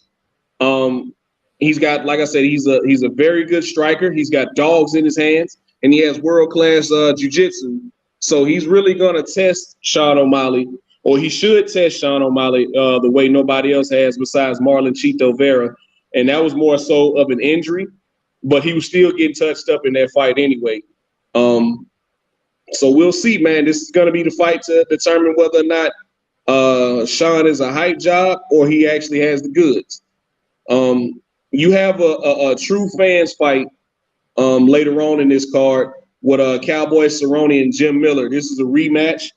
These two fought a few years ago. I think they fought in like 2014, I want to say. 2014, 2015. And Cowboy won, I think, in the 3rd round via TKO. These are two of the elder statesmen in the UFC. They've been in the UFC forever. I think both guys have over 30-something fights just under the Zuffa banner, which was UFC, Strikeforce, Pride, WEC, those promotions. So both guys have over 30 fights, and not just 30 fights. I think over 30 wins in each promotion under that same banner. So it's going to be a good fight between those guys. Jim Miller's been on a tear here lately. Every time somebody decides they want to count him out, he'll jump up. He's in that weird spot where he'll win 2, lose 1, lose 2, win 1. So he kind of alternates wins, man. And I think this is going to be Cowboy's swan song. I think Cowboy has lost his last 6 fights, if I'm not mistaken. But in my opinion, the only reason why he's even still in the promotion is not only because he's a fan favorite, but Dana likes him. If Dana likes you, you get a longer leash than other guys in that promotion. Because Cowboy and another reason why Cowboy had so many losses was because he was so willing to he was truly taking on anybody, anytime, anywhere. Let me know. He'll win a fight or lose a fight and be back in there in 3 weeks. You understand? He never turned down any fights. So he's getting that appreciation from Dana. And I think if he gets stopped, or even if he wins, I think this will be his last fight. I think this is it for him. The way he's been acting here lately, I don't think he has much longer. So why keep going? I mean, you've won all these fights. You're not going to be in title contention. You took a lot of fights on short notice. Like I said, you fought a lot. So, you have your own ranch. He's at a good place in his life. I don't think he just has the burning desire to compete. I just think he wants to go out and do it one more time. That's the vibe I'm getting from Cowboy. Who else is fighting on this card? I can pull it up on my computer. Let me see. Here we go. Yeah, man. But it's gonna be it's stacked from top to bottom. And like I was saying with Brian Barberina and Robbie Lawler, that is going to be an absolute slugfest. I don't see either guy trying to take the other guy down. Robbie Lawler, a former champion, he has that pedigree, but he's getting on up there. And Brian Barberina is also getting on up there. So this is going to be a good fan-friendly fight. This wouldn't be one of those fights where I would necessarily say, it needs to be a main event or anything like that. But it's just one of those fights where if you tune in, it's going to be hard to be disappointed with these two. Sure. I will agree with you, brother. I kind of fell off on the UFC, DJ, but I could definitely agree with you with Cowboy. I'd have seen him get his ass kicked last couple times. But the check keep. Yeah. Pardon the interruption, but look, put if I hadn't checked, I don't know if a link is in the chat at this present time, but if you would put one out there, I'm gonna switch over from my cell phone to my tablet and try to do the headset thing with the tablet. Okay. All right, cool. I'll put it out there. I appreciate it. Yeah, absolutely. Yeah. Yep. No, Go ahead. I was just agreeing with you, man. You called it dead on. Yeah, man. They hadn't had a lot of big fights here lately. They've had a lot of good fights for true fans of the sport. For people who probably don't for people who probably don't follow the sport. Hey, DJ. Yeah, go ahead. Tell me, man, do you think this is gonna be a good fight with Israel and his other boy? I looked at the highlights of the other boy last night. I say he truly does have that one-hitter quitter, but Israel's very elusive. What you think on it, man?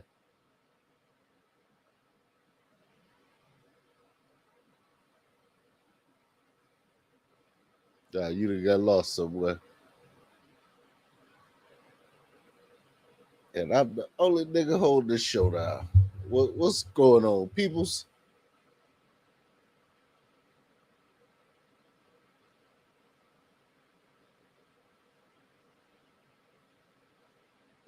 Damn, Santos come back. Cowden went off the swinger episode. Fuck it, it is what it is. Let me see how we holding up. Okay, we got 21 people in the room. Somebody need to find the link, or better yet, I can find the link.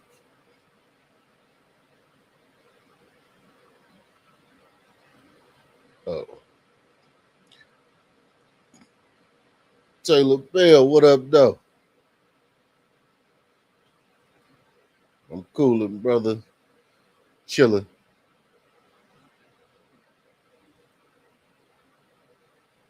Wondering where the fuck the host and the hostesses that disappeared on me at. Left me in the room on some UFC shit that I don't know. Okay, here, glad you're back, man. I don't know much. I don't know as much about MMA as my man DJ, but I do know he's right. I'm familiar with those names and faces, and I know most every guy on that card can fight the tails off, man. It's gonna be a good card this weekend, real good. And he was answering the questions that I had in mind before I could even ask them. So it worked out pretty good with him talking about it. But this fight this weekend, as far as MMA, that's a ticket I wouldn't mind purchasing and being present for, because there's a lot of top names on there, past and present, that's going to really make for a good fight night. And they're going to have some females running around that joint too. As far as fans, that is. Yes, sir. I'm gonna try to. I'm going to a concert Saturday night, and I'm gonna try to pull that fight up on my phone, man, so I can watch a few of them. Yeah. But more than likely, I'll probably still be going when I get finished with the concert. So I'll be right here in the lab watching. But my good brother, right side, man, I'm going with Spence, man. I like them both, but I'm going with Spence. Hey, with David Tank, we know what it is. Yeah, I'm leaning. I like both guys. I think it's a definitely a 50-50 fight. And I like both these guys. I would spend my money on both, but I've been a Bud fan longer than I have a Spence fan, so I don't want to jump off the train right now. Keep riding with them. Win, lose, or draw, I'm not gonna be unhappy because I like both of these guys. So it's all cool. I just want to see a great fight, and I'm hoping that at the end, fans from each side can stop being so nasty toward one another. You know, it's calmed down some by the grace of God, and I think we gotta thank the fighters for that. But at the same time, it's still a little, heated conversation at times with certain people. But yeah, I Def- like both these guys, man, and I want to see them both do well. And at the end of the fight, I'm sure they'll show some respectful sportsmanship and go their separate ways. Definitely. Yeah. And I'm to the waiting on that fight brother, date. yeah, we waiting to hit Bud then sign this motherfucking contract.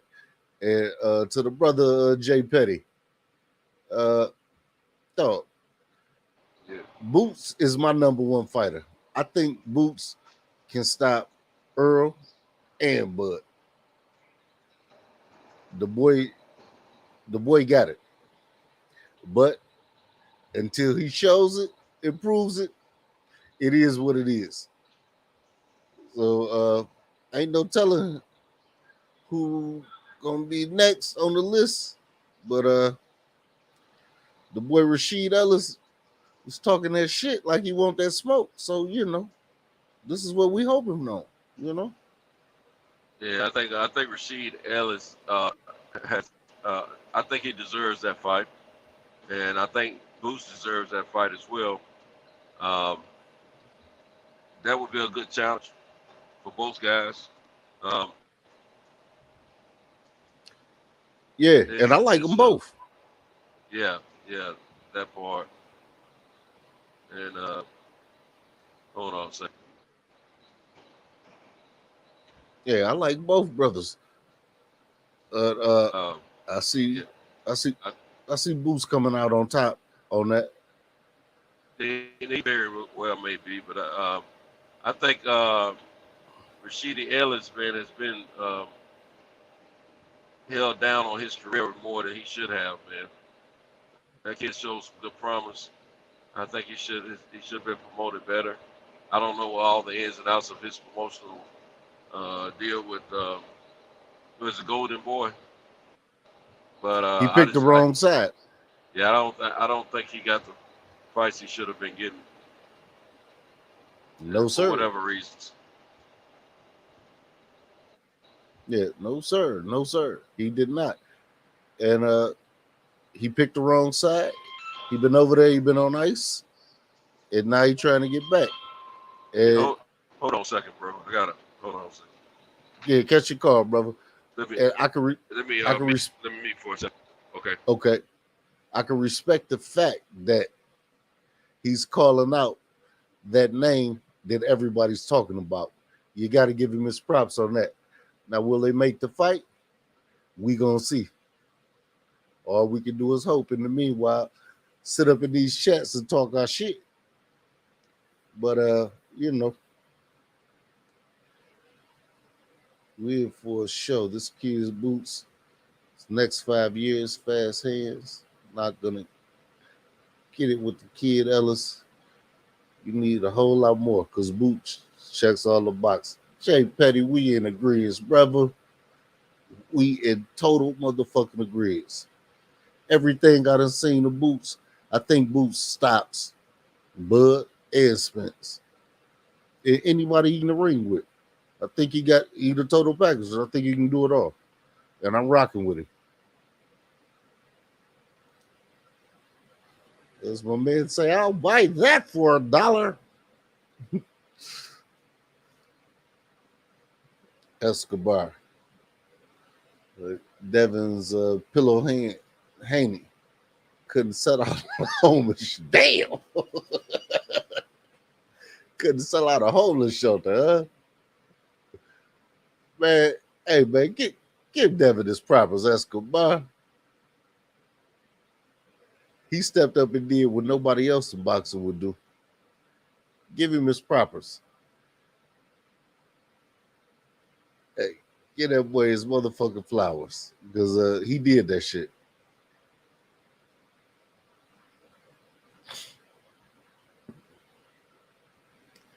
Man, where the rest of the people's at?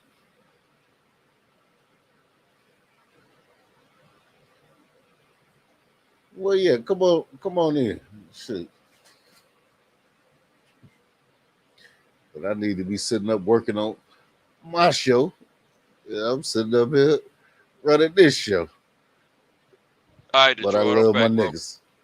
Thank you, man. Thank you. Yeah, man. But sure, I lost track of what you were talking about because I got on that call. Yeah, you try to line something up for the night. I understand, No, baby. it wasn't even that, man. That was my partner, man. He out there running Uber, man, and in between runs, he just called me. Okay. He had a question for me. No, I ain't lying, man. I don't piss all the hoes off, man. You know, well, I ain't pissed them all off, but one in particular that I've been spending a little time with here late. I ain't mad about it. I don't regret nothing. You know, she's stepping out of line a little bit, you know, and every now and then, you know, You gotta you check gotta her. give it your pimp hand, you know what I'm saying? So Yeah. it's I what it is. understand, man. So But if she think she gonna just say whatever it is she wanna say and handle things in the kind of way she wanna handle it, and then she can't she wanna create some heat in the kitchen, but she can't take it. That's her fault, you know what I'm saying? Because I'm gonna give you everything back that you giving me. you must And match energy. exactly, man. Because especially after I've warned you already. I've warned her several times to, you know, leave certain things alone. Let's get past that and let's move on, you know, to the next topic or whatever, you know, situation, however it is. She don't get it, man. She one of them chicks, man. She think she's got the best Kool-Aid in the world, Yeah. and she wants to try to low rate, devalue other people, and not be called out on her own bull crap. You see what I'm saying? And I'm just one of those individuals. I don't try to. I don't take too well to people who want to feel like they want to put themselves on a pedestal and try to feel like they're better than the average other person like themselves. You know what I'm saying? Mm-hmm. She got a big issue that she can't let go of talking recklessly about females I've, you know, come across in my path over the years, and don't understand why they still might have a little liking for a brother. You know, after all these years, 20, 30, 40 years, whatever it may have been, you know what I'm saying? Well, it probably ain't 40, but 30, you know, 20, 30 plus years, you know. And, Yeah. you know, she want to label them a certain kind of way and all this kind of stuff. But I'm that same dude that they like several years ago and still like to this day. And it's the same dude that you're trying to get with. But you want to, you know, talk noise about them, and then you want to tell me at the same time that you feel like I'm this type of guy, got this, that, and the third type of guy, but you want to try to get with a brother. That's what I'm saying. So I Mm-hmm. just have to correct it now and then. You know what I'm saying? It's one of them, been raised a certain way, even though she was sneaky and doing some stuff, you know, that he probably wouldn't respect. But she still feel like she's, you know, of that type of person, and she want to look down on the rest that hadn't been the same way, sheltered the same way or whatever. And I just I don't like the pot calling the kettle black. You know, you both look black to me. Exactly. You both Hey, showing me the same sentiments. You know, Santos, that yeah, sounds like a situation I just had to cut completely the fuck off. yeah, The reason why my show ain't up and running now, man, I had packed up and moved out to Arizona out with that situation. And yeah. phew, You I back had in to turn Atlanta around. or Detroit? Now I'm back in Atlanta. Okay. Yeah, I I was had getting ready to ask you a few minutes ago. You was still in Arizona, but go ahead. I had to cut that completely off. All ties, killed, changed numbers, man, everything. Yeah, I feel you, bro. Yeah, you really did cut it off. Yeah.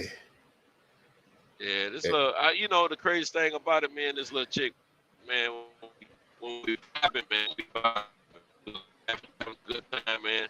You're And I breaking told the up, little brother. chick, oh yeah, I'm in a bad area. Okay, Yeah. all right, go ahead and handle it. I'm in a bad area.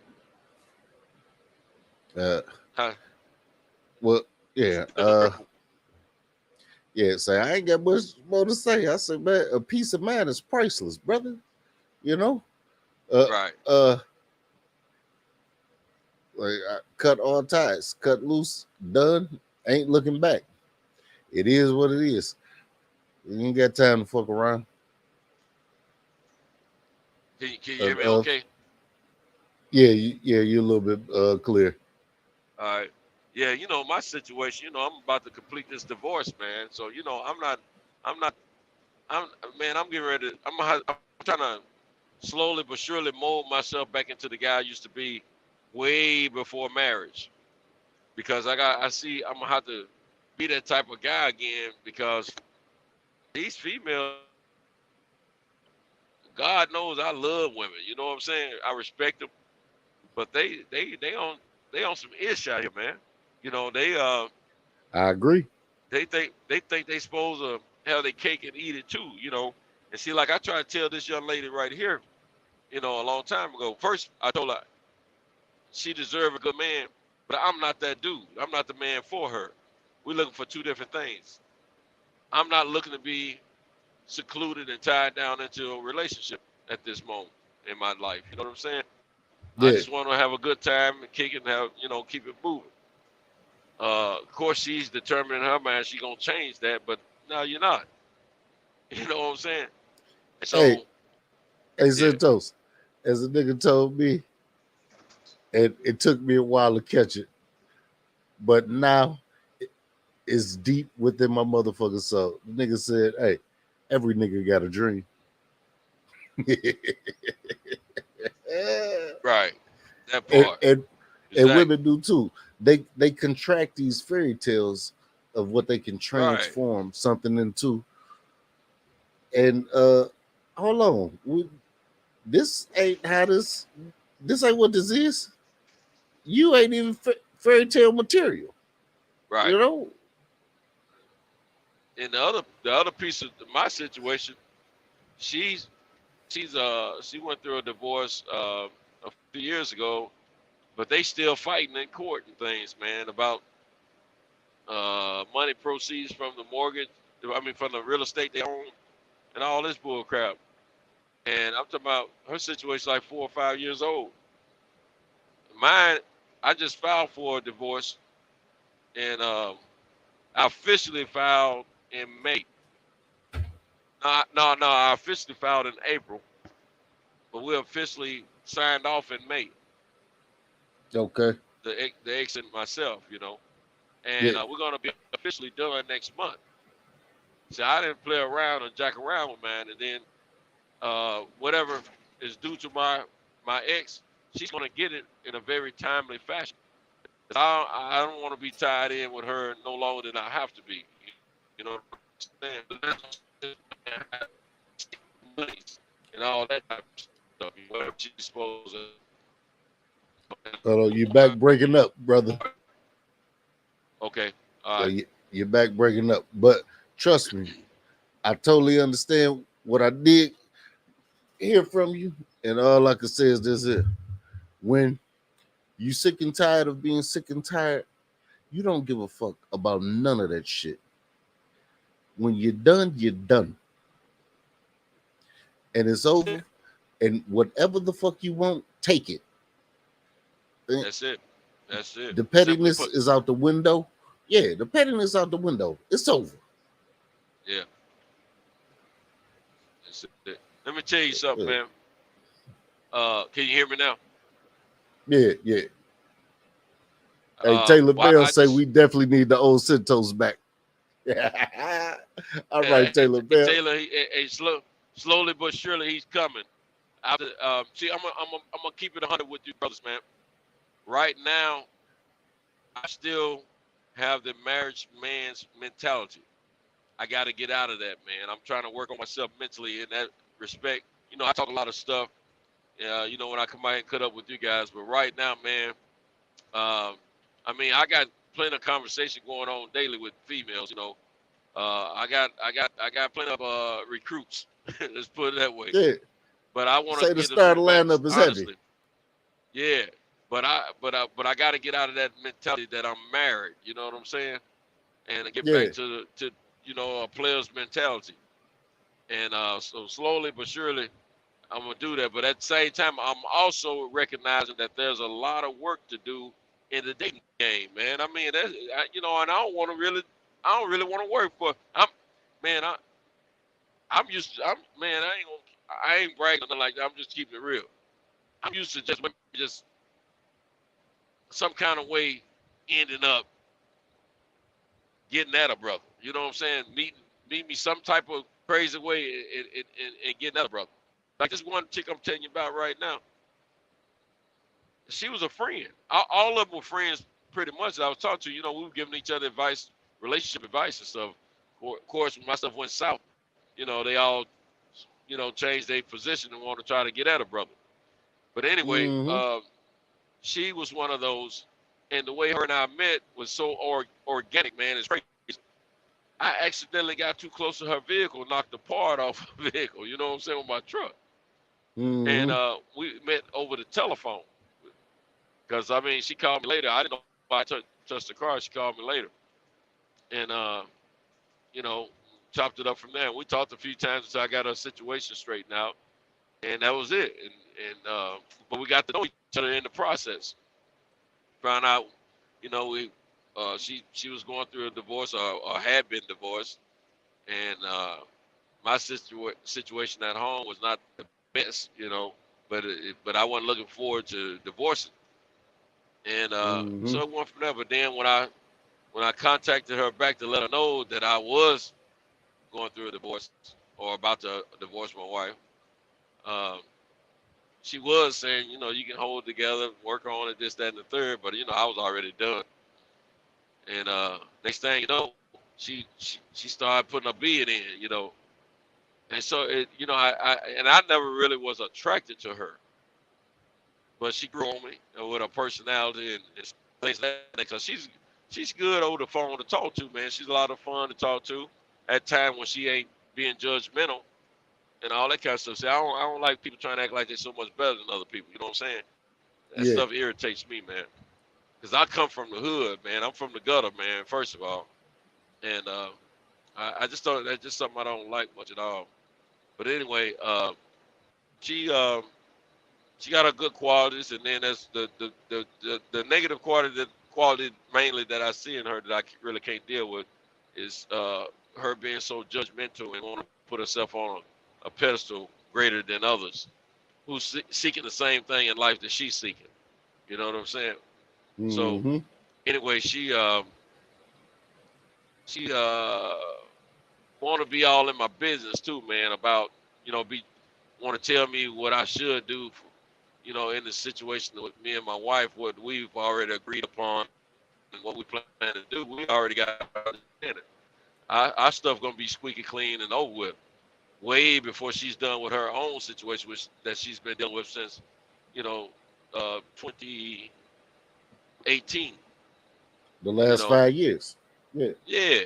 So, you know, I told her, you know, she asked me about the, you know, money parts of what I'm giving to my wife and things like that. And I've talked about it several different times to her because it's, you know, certain things got to take place before my wife gets anything. And she want to insert herself in my business that way. And I told her, you know, politely in the past to leave it alone. Well, she ain't hearing me out. She want to keep on talking about it. So she brought it up yesterday morning. And I told her, simply put, it's none of your business. She didn't like that. She said, I got to go. I said, oh, you got to go early now because I won't give you the information you want. I'm telling you it's none of your business about me and my wife's situation. Yeah, I'm just not going to let people talk to me any kind of way. I said, yeah, I understand that. That's fine. You have a good day because it's not, I say, and then I asked, I said, Was I wrong? I said, is it any of your business? I said, that's what I thought, but you have a nice day. You know what I'm saying? Because it's not none of your business. And you're not going to tell me what me and my wife are going to exchange between the two of us. You know, my ex or whatever you want to call it. Right. She got it. We have a clear understanding of what we're doing. That's all that matters. You know, so anyway, you know, it is what it is. But that's one of the things, you know. But there's some other stuff that's happened within the past month or so that I have to be concerned with dealing with her. And I Sound already like you know it's don't not need to be going bothered. anywhere. Right, it ain't going nowhere, man. It's just a little fun time. Now I tell you this, she's has some knowledge about some things that I, you know, um, We're on interested the, in, but she has some knowledge about real estate development that I was very curious in, and we were talking about doing some business in the future together, you know, and I really wanted to learn from her. But I don't know if that's gonna work either. You know what I'm saying? So it is what it is. But you got to take uh, it back to a friendship, brother.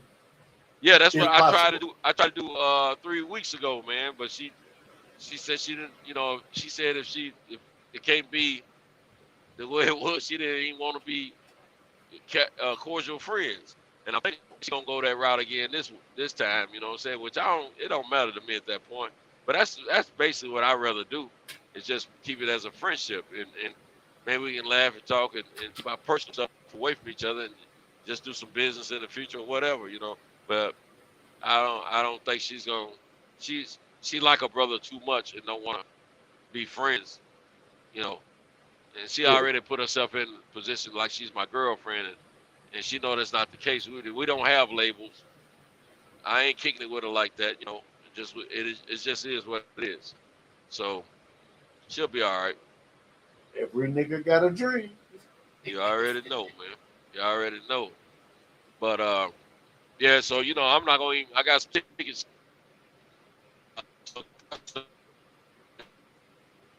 Yeah, you're breaking up, man. Okay. Yeah, I'm down in the boonies.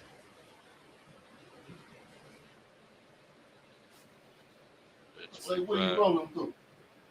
I'm leaving Tennessee on my way into northern Alabama. I go to northern Alabama every night, man, and I run across from the east to west or west to east, depending on how I run the route, and back up to Tennessee.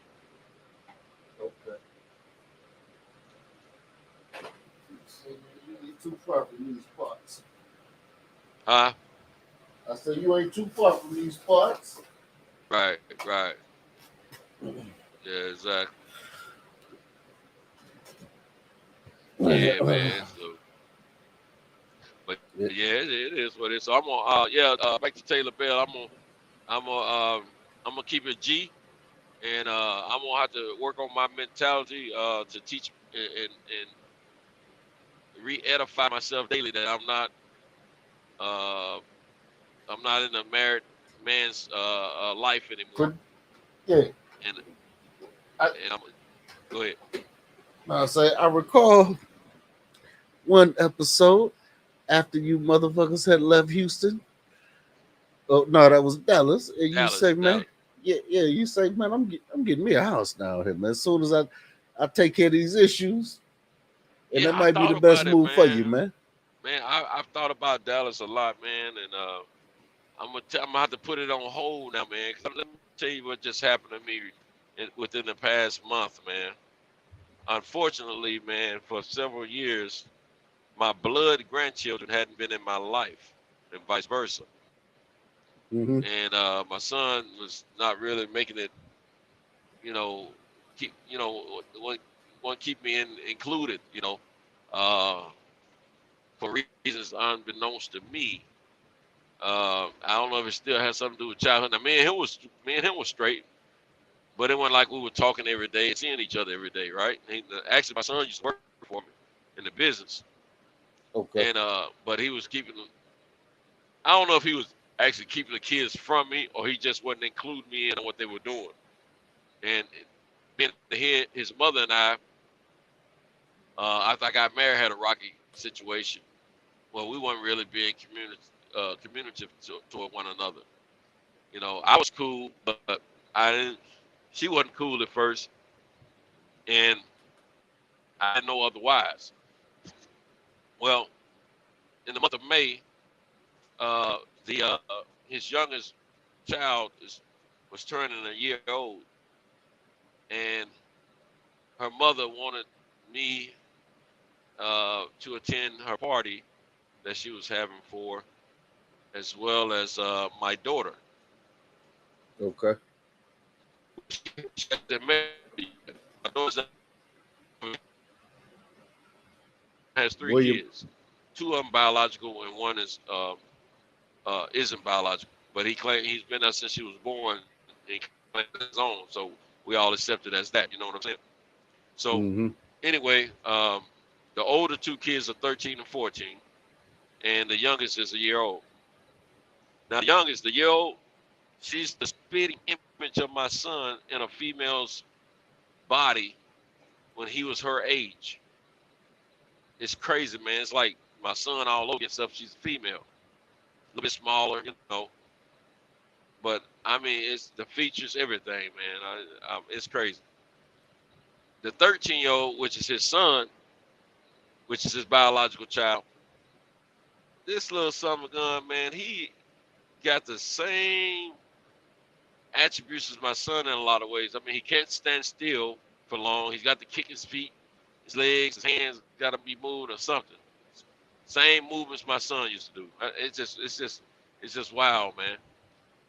But I went to the birthday party in the month of May, and I thought my other two grandkids would be there, and I was looking forward to seeing them, and they weren't.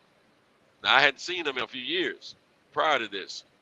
So I told my son, I said, look, call your mother, because they were with her. I said, call your mother and tell her I'm going to stop by the house and see the kids and drop them a little money. Well, she was like, cool. That's good. You know. So anyway, went on to the last time I had any word at all with my son's mother was in 2018, and that was thanking her for singing at my father's funeral first, and then my mother's funeral later, 5 months later, in the same year. That's the last time I had any communication with her, 2018. So anyway, said cool, you know. So I went on, stopped by, hollered at my grandkids, you know, my older two. Hadn't seen them in a while. They basically in the face look the same. They bigger kids now, you know, young teenagers. But they're really good kids. They used to being tight with each other and being in. They're not used to being around a bunch of other kids. Plus they so conscious about COVID, man. They don't want to do a whole lot of stuff in the public. You know what I'm saying? Yeah. But now they don't know me. You know what I'm saying? As far as like know me. So I've been in the process this past month rebuilding a relationship. Well, no, let's say not rebuilding. Let's say building a relationship that should have been there a long time ago. You know, when I was trying to spend my time with them and be around them, you know, it was short-lived, and then I got, you know, they started excluding me. So I just said, forget it then. I'm just going to do me and let the Lord prevail. And so we're to this point now where I'm being accepted and received. And so my son's mother thought it was going to take a while before the kids started warming up to me. But she hadn't known me for the last 21 years. You dig? Yeah. I said, no, it ain't going to take as long. You know, I said, just let me do what I do. What I said, we'll be fine, me and these kids. Man, these kids look forward to me showing up. I've been popping in on 2 or 3 times a week. You know, now these kids, the older two kids live in like an hour and 15 minutes away from Nashville. But they're down, you know, they're in Nashville a lot, you know, with my son's mother's house, you know, because she pretty much holds the dice, my son's mother. Okay. Because my son is not even allowed to communicate with their mother because she's remarried now. And the dude, the dude she's married to, he don't put the clamps on everything. You know what I'm saying? But anyway, long story short, man, I don't came in. I don't shook up the world. You know, the 1-year-old, she was it would take her about an hour to warm up to me after me showing up. Well, that's turned into as soon as I come in, she's smiling when she see me now, ready to kick it with me. You know what I'm saying? Yeah, And yeah. then the other two, they were real standoffish, but now they smiling when I show up. You know what I'm saying? Happy about me being there, communicating and responding back and forth with me more than they ever have now. You know what I'm saying? Just this is the this is July the 1st today technically, but I mean all this happened within uh, uh, uh, really 1 month, because see, in May I saw them that one time in May. I didn't see them again until no, I take it like back. I saw them maybe twice in May, and I didn't see them again until June. And in June, they've seen me 2 or 3 times a week. You see what I'm saying, on the average. And I've been doing stuff with them, you know, eating, or sitting and watch television or whatever it is. You know what I'm saying? And Yeah. you know, as we go Developing that by, you know, the relationship. impact has been greater. Yeah, and so I was telling them, you know, that we'll find something to do this summer before the summer's out. Now I think I want to take them down at Bayou down there at Six Flags over Georgia. You know what I'm saying? And then next year, I plan to take them to Disney World. They've never been. I want to put them on a plane and fly them in and all this type of thing. You know what I'm saying? Because I ain't trying to do that work driving down there. You know. But man, it's going so well, man. And I've been spending a lot of time with my grandkids and really enjoying life in that respect, man. And I mean, man, it's just been near and dear to my heart, man. I've been missing it, and I mean, it's just a blessing in disguise. This divorce thing, you know what I'm saying? Because God, you know, He knows I'm losing a set of grandkids that I've been a grandfather to all these years. You know what I'm saying? Yeah. And but I hadn't had quality time with my own blood grandkids, and now all of a sudden, that's been fulfilled. How ironic and how much of a blessing is that? You know what I'm saying? So I mean, man, it's going to work great for me. And the grandkids, they know, they see my phone ringing all the time, and the grandmother talking stuff. And hey, how many women you talking to? All these women, you need to let these women know you with your grandkids. You know, they tripping, they laughing and tripping because they see a player when they see one. You see what I'm saying? Plus, my son, they chip off the old block. But my son is more aggressive than me. He be out here on them gals, you know what I'm saying? Yeah. So anyway, man, it's just been a blessing, man, and I'm getting the opportunity to spend time with them, man, and um, they more comfortable with me, man, and I'm more comfortable with them, and it's just still more growth to do, but at the same time, it's been a wonderful thing. Um, at the same time, uh, the 1-year-old is heated up. She's gotten used to seeing me. She smiles, and it's a wonderful thing. Yep. And then I'll You're do the breaking up, concert. boy. Yeah, man, I just entered this bad area. It's about to get bad for me. It's gonna cut me off in a minute. But if you hold it down, I'm gonna get back in there with the blessings of DJ. Hey, DJ, if you can hear us, man, I'm hitting that bad highway, bro. Where I get cut off at. And That's it. when I I get on the hold other it down. side, I can jump back in. I hold it down. So I do need some participation from the chat, though. Mr. James, Michael James, 616. I say I ain't seen you in the chat much, but I see you, brother. Sliding in, rocking with us this late night as we vibe out. What's on the floor? Put it on the floor, brother. Taylor Bell, you still here?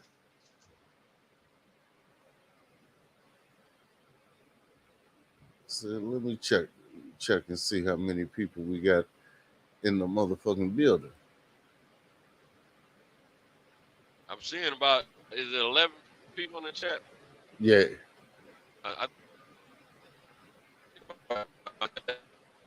because I'm not looking at the one from the backstage. I'm looking at the one on the front side, and it's on my cell phone. It's jacked up.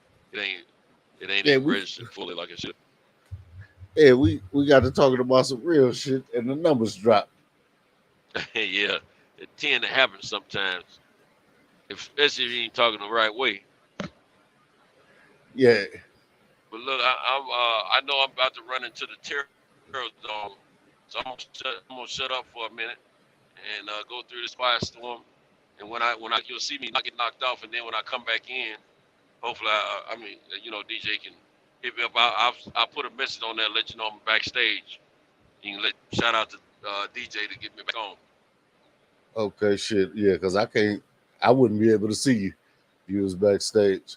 Look like everybody Yeah. over there, over Money Brown spot. Say, I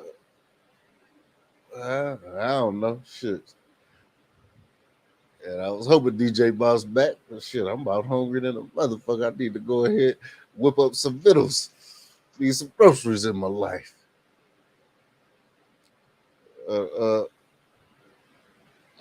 Okay, to answer your question, brother, Taylor Bell, yeah, rent is cheap in Texas, in San Antonio, pay $750 for a 3-bedroom. Okay. So shit, what I got a 4-bedroom here, which is about 2,400 square feet, and I'm paying 18. Yeah, I like the cheaper numbers, brothers. I ain't gonna lie. But man, I wrote looking when I moved over to Arizona, I left up out of Georgia, and I was in Texas for 12 hours on my way to Arizona. Texas is big than a motherfucker. That's a big place. Yeah. That was a 26-hour drive. Yeah. And all I kept thinking was, damn, when will I see a sign? Oh, Positive Network. What's happening with you, brother? I'm living, man, doing the knowledge, man. I just stopped by for a little bit. I'm about to get in the shower and go to the gym at 5. Get ready. See what's going on with the fellas. Man, we cooling, chilling, Ain't been no beef tonight. Well, I came in a little late. So shit. I don't I don't know. I don't know. But I would not be surprised if it was. You know, Pookie and Ray Ray gonna act accordingly. So why should we expect anything different? You did? What DJ at, man? I see him up there. I know he just let me in. Yeah, I think that brother, boy, I don't know if his mic broke, he'd have disappeared and left me to be the alternative co-host. Oh boy, so much Shit. pain, man. So much pain. Mm. But it is what it is. Let me see here.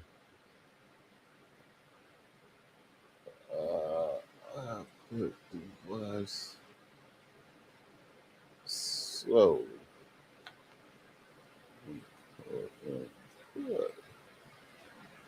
Okay.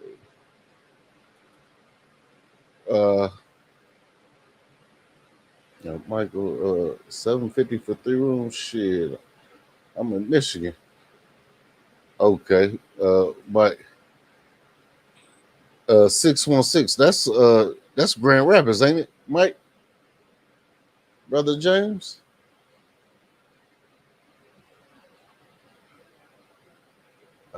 I do believe that's up toward the Grand Rapids way. Okay. Yeah, I've been through Grand Rapids a couple times. Staggered around that motherfucker. Up to no good, you did.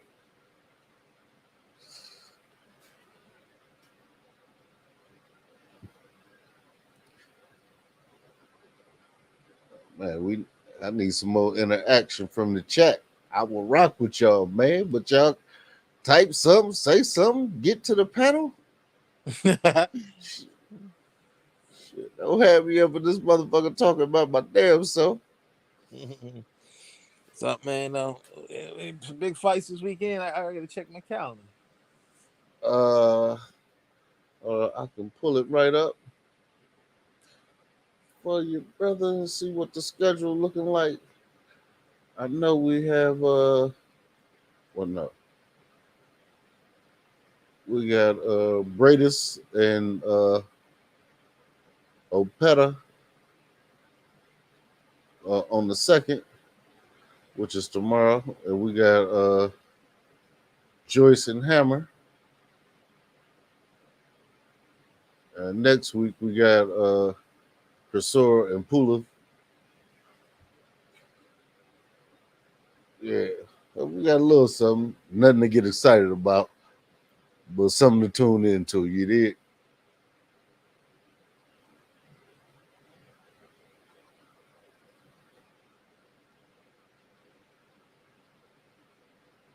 You done dipped off on me, Positive Network. Huh? You hear me? Yeah, I can hear you. Okay, yeah.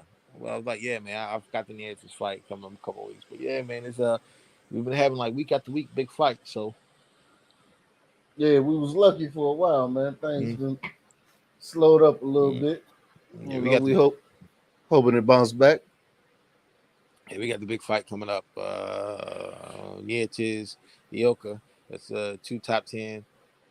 Junior bantamweights. I forgot. I know, but I've been looking forward to that. And then later on, you got Franco and Estrada at 115. And Estrada's like the ring champ at 115, and Franco's a top 10 fighter. So hopefully the winner of that may face Rodriguez later this year. So this is some good things coming up. And then you got September Canelo fighting. That's in a couple months.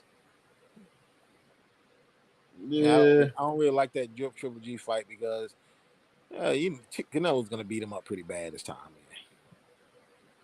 I hope not. I mean, we don't know. I know, man. That man's 40 years old. I mean, 40 years old, man. He ain't gonna beat no Canelo at this point in his career. And he moving up. No. Canelo gonna beat that dude up. And I hope he does. I ain't never liked Triple G. Well, I ain't never disliked him, but when you got that media backing Canelo the way they have, they done embraced him, made him pound for pound. He's the Pope, he's the golden boy, the poster child. Man, you just kind of rubbed me the wrong way when it's other people out there doing other things that deserve those accolades. You know what I'm talking about? Mm-hmm. See, so I am hoping that Triple G can land one of those devastating, break your face in half, fuck your eye socket up, puncture your lung rib shots, something. Do something to this motherfucker. Because 2 losses back to back. I would love to see how those people would still embrace and big him up like they have. Yeah, okay, I agree with that, but at the same time, Canelo, not Canelo, but Triple G's been bigged up too. I mean, when he hasn't really done much in his career. I mean, the first Triple G Canelo fight, you could say it could have went either way. I mean, it could have went. I mean, Triple G won that. You say Triple G won. I don't have a problem with it. I don't have a problem with that. But you shouldn't, because it's the truth. But the second time, Canelo beat him up bad in that fight, man. I mean, hey, we in agreement. No debates. He got him in the second fight. But then after that, Triple G, he lost to Derenchenko. And I mean, Derenchenko beat him worse. He beat him worse than Canelo beat him. And you know what? I do not have a debate with you about that one either.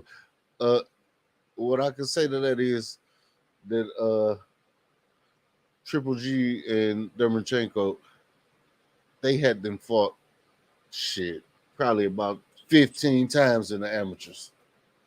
So they was familiar with each other. He already had his number. Yeah, man. It's that, man. I got yeah, yeah. I think this is a cash out fight for Triple G. I think it's a cash out fight, and they wanted to take it, going to cash out, and making money and retire. But he's the type. He's not gonna retire. He's gonna keep fighting, and he's gonna leave that ring stretched out. Because Canelo's not gonna knock him out from a chin shot. I think he's gonna stop him from body work. You know what I'm saying? You're not gonna knock that man out from a headshot. I know that much. You know what? Like I said, I hope it's vice versa. And I do believe it's a money fight too. I do believe he's gonna ride off into the sunset because he doesn't strike me as the type to live outside his means. Yeah. I So agree with that. Yeah. with these American dollars being multiplied when they take them back to their country, I could imagine he's pretty comfortable at home. Yeah, there's just a lot of guys like that, man. They don't live above their means, and then you also have a lot of times when guys try to do right and they have money, other people steal from them. Like, you remember what happened to Felix Trinidad? Felix Trinidad, I think his accountant stole. Well, he didn't steal, but I think he stole it. But he said he invested $60 million of his money in something that it didn't work out. So I think he just I think he found a way to steal it from him. $60 million is a lot, especially when you're retired. You made all that money. So yeah, I just hate to see that happen to guys. And Tim Duncan the same way. I think his trainer got him for, not his trainer, but his accountant got him for about 20. I mean, I've never understood. I don't have millions and millions of dollars, but I never understood the concept of having someone paying a white man to count my money and trusting him to spend it right. This is my thing. I don't have millions of dollars and billions of dollars, so I can't put myself in that situation. But I just never. It's just something about paying a white man to do right by me and giving him access to my money that don't sit right. I'm in agreement with you again, brother. Hey, right. Grab me another one of these. Yeah, I'm definitely in agreement with you there. Because a lot of these athletes, they're not really living above their means. They're getting taken to the cleaners by their accountants. It's in the white bag. Yeah, hold on. Santos is backstage. DJ, can you press the button and let Brother Santos back in with us?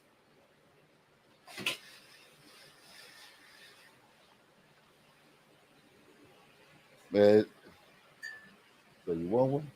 Yeah. Nothing about these hip one. It's a beer.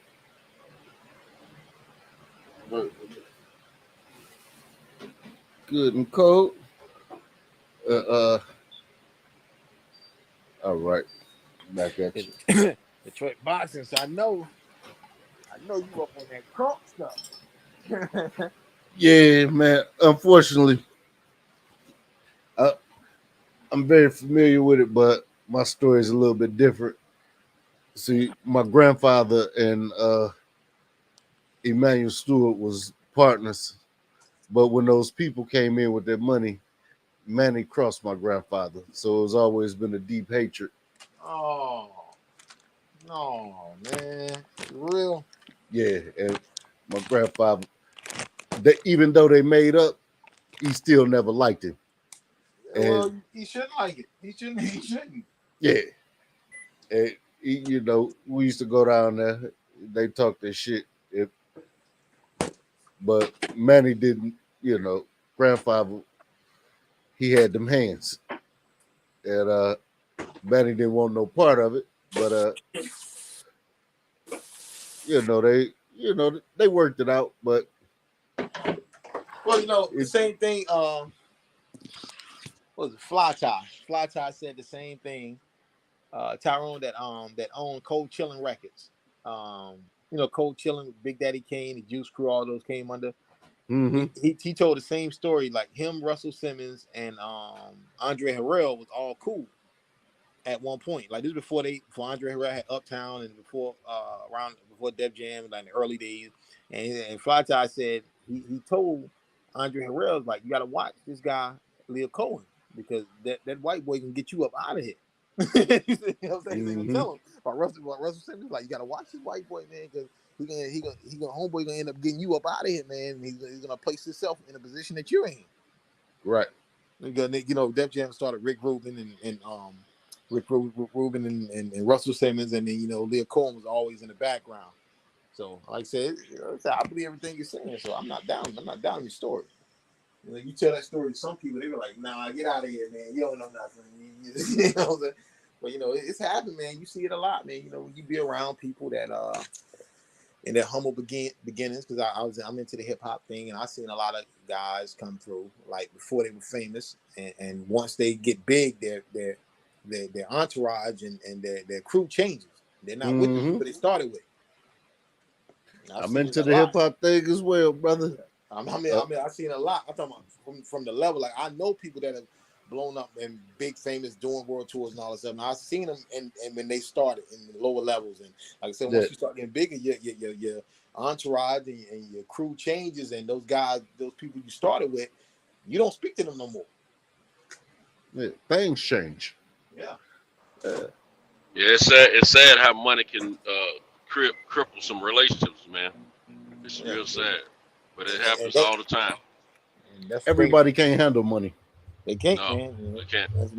But as they said, like everyone always said, and I didn't make this quote up. It's a well-known statement. Like, money doesn't change a person. Money enhances who a person really is. If you're a piece of trash, you're a piece of trash with 50 cents in your pocket, you're gonna be an even bigger piece of trash with $1 million. I believe that.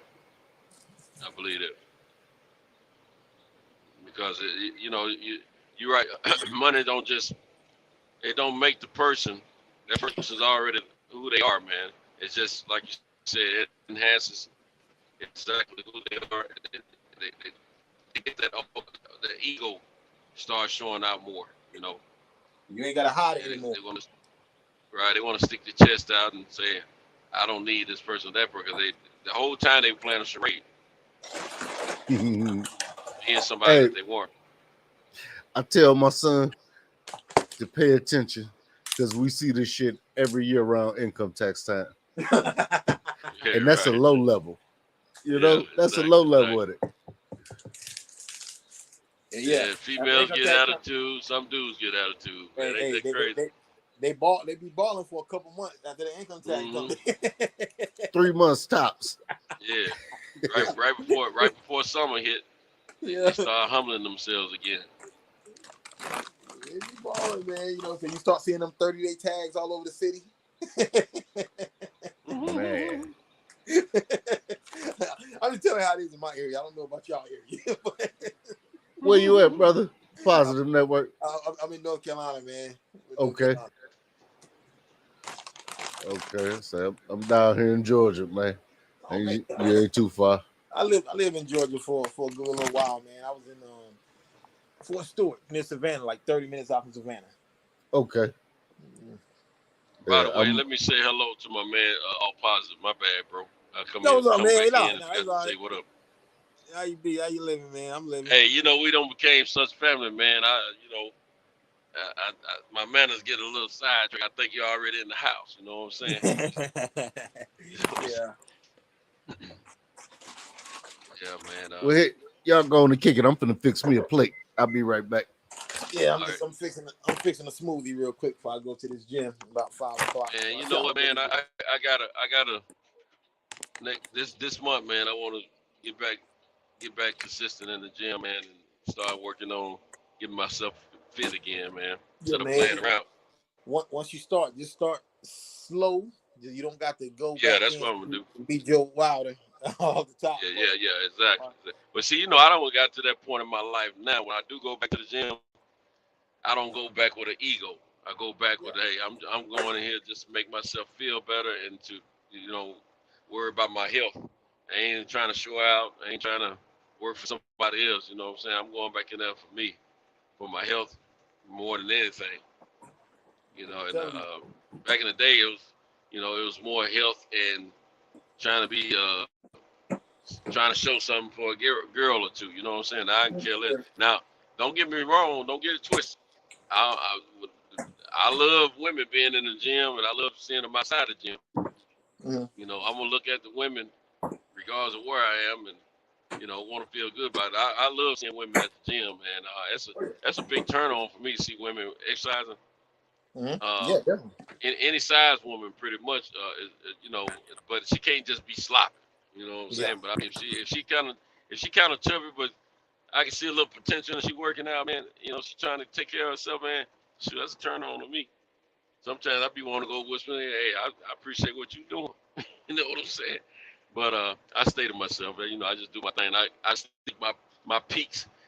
I'm looking, here and there, But yeah, I'm gonna get back in there, man, and get fit again, man, and because I need it. Plus, being about to be a single man for 100%, I'm gonna need to have my body in shape in order to handle the rough terrain that I might embark upon. You know what I mean? Yeah, I know how that goes, man. Yeah, It's, my co-host. You probably never been on my channel, but my I got. co-host. Yeah, what's is it all? What's the name of your channel, man? Because I ain't been on it. I ain't subscribed yet, man. Yeah, All Positive Network. It's not just That's me. what it is. It's not just me. I Okay. share the channel. Okay. So I could. You know what? I'm pulling up to my first stop. But look, I'm back this truck in here, and before I get out of this truck to do this delivery, I'm gonna.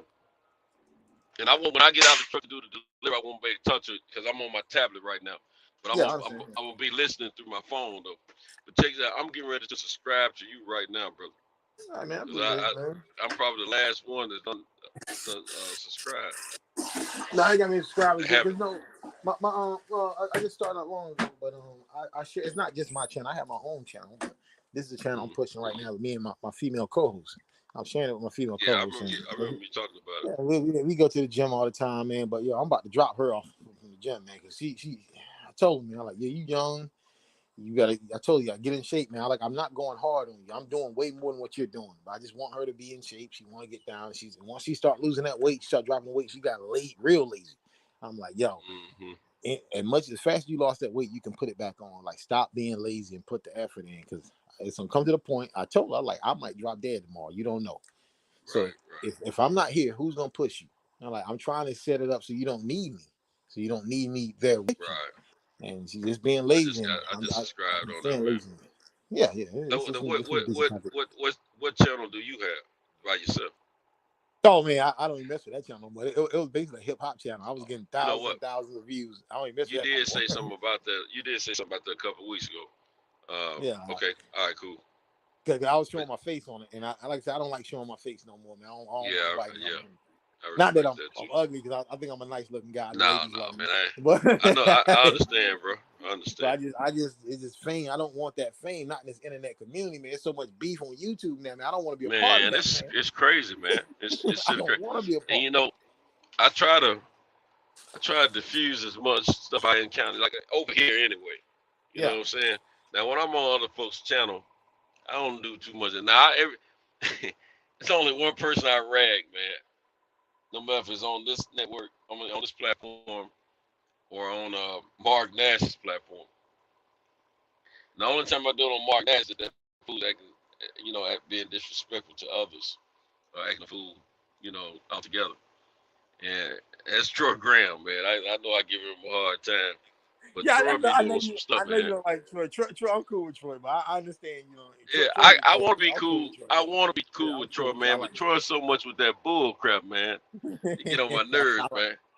Troy, my guy, man. But he killed me when he be trying to tell the younger brothers, I'm 53 or whatever, however old he is, and you ain't gonna tell me this, and I'm not gonna listen to a person of your age. All that. Man, you can learn something from anybody, man. Now I know I'm an older brother.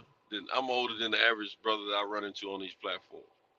But I can learn something from all of them. Now, if one like that little 20-year-old kid that kept popping up a few days last week talking that nonsense, man, I had to go in on him a little bit, because he's on here talking some lame stuff, but he's a kid. You know what I'm saying? 20 years old. I'm telling you, man, you still pissing on yourself, bro. You know. But normally I'm willing to listen and learn something, man, like okay, DJ and Kyle, they similar in age, right? I'm old enough to be their fathers, but I Okay. don't look at them like that. I look at them as my peers. Yeah, that's the same with me. Yeah. A lot of See what I'm guys saying? I don't look at that, man. So I I'm can like, learn from you guys. yeah, we kick it, man. And when we don't met each other in person and everything, we kick it. I don't try to son them, man. It ain't about that for me, man. But and they don't be talking stupidly or nothing like that. Some, we might not agree about everything because of the age difference and what we've experienced differently in our lives. You know what I'm saying? But when it comes down, where I get beside myself with that youngster, that 20-year-old kid, when we talking about boxing, something I love, and he talking some yang, man, come on, bro. Who's that? Who be doing that? Who is that? I can't think of the kid name, man. He was on here last week and the week before, and he was talking some nonsense. And last week, me and somebody else went in on him. Being pugilist. I think I know you because he was trying to tell pugilist some stuff that wasn't right, and Puge went in on him. I think I know you're talking about. I think you're talking about the dude where he be always cutting people off and he be trying to talk about. Yeah, he will cut you off, but he was trying to come across like he was a great man of boxing. Yeah, a scholar. We in his 20s. we didn't know how old he was at first, but as he talked, you could tell he was younger. But I didn't know he was that young. I mean, he's like 20 years old, man. But you still can know something though. You know what I'm saying? I learn from my coach. Only 28 years old. I'm 16 years older than you, but I still learn stuff from other people. Right. Exactly. Mm-hmm. But he was talking all that nonsense, man. I was like, man, come on, bro. But I came on and he was saying something about something, man. I can't even remember what it was, man. But it was so lame and out of bounds, man. I just said, look here, bro. You still pissing on yourself. You know what I'm saying? Now we know why you thinking like you thinking and saying the stuff you're saying. But anyway, other than that, man, I try to keep it peaceful, man. And it's what it is. But man, I forgot where I was going with all that, man. To be honest with, because now my mind's thinking about the Spence and Crawford fight. I'll be glad when that thing a date comes up, Yeah, I think Steve Kim reported today they've agreed to something, but I didn't look. I just saw the thumbnail. Okay, I don't know what they agreed to. I don't know. I'll check some stuff out. I'll go check some stuff out, then we'll know. But yeah, hey, I'll probably hold it down for a moment. Give me a few minutes. I'm gonna do this delivery, and I'll be right back in the truck. I'm gonna be listening through my phone, but I can't talk through it because I'm talking through my tablet right now. All right. Okay. All right. I'll be back.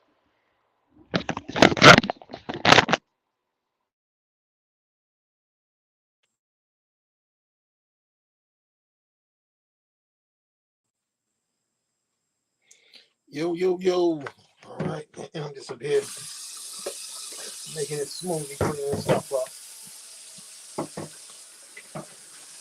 I'll go to the gym with the beef sausage, no pork, no swine.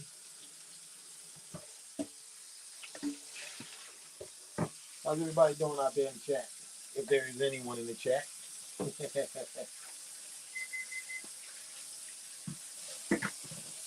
3:58 in the morning. About to hit this gym up, get this workout. After the workout, hit that sauna for about 30 minutes. 200-degree sauna. They just fixed our sauna in here, so it gets up to like 200. And I dig that.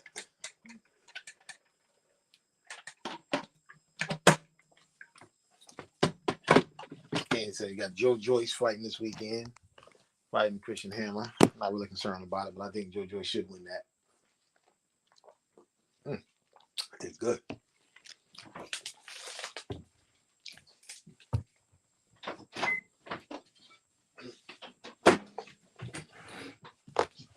Yeah, and also in September and a couple months from now, got Canelo versus Triple G, and you also got Cobra Kai's coming back September 8th, I think, for the 5th season.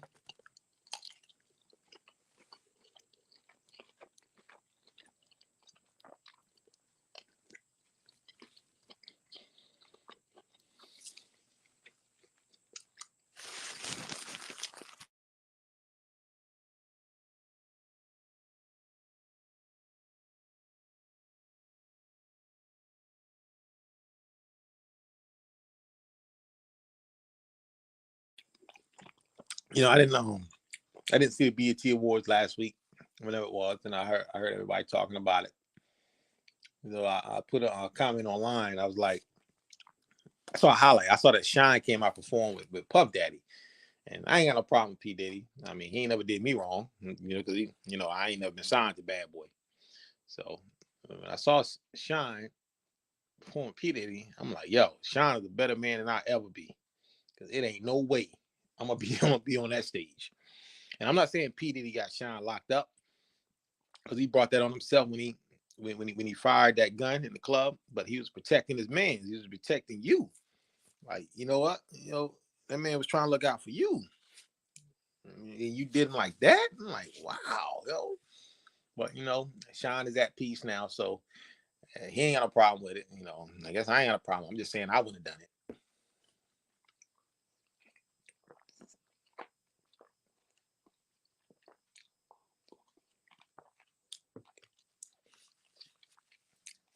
I ain't really watched BET in years, man. It's been like, that's the early 2000s, really.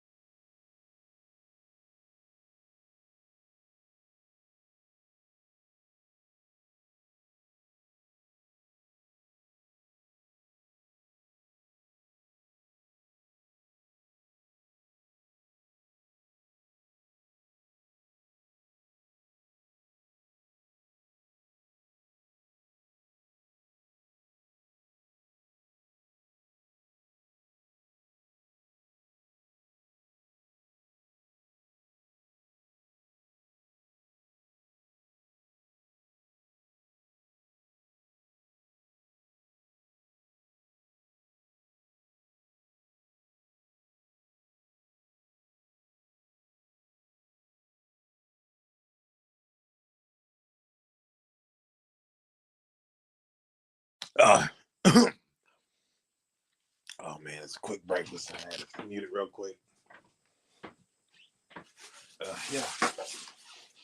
Oh, man. Had to make the mango strawberry slushy. The piece of beef sausage, man. About to, get in the shower soon.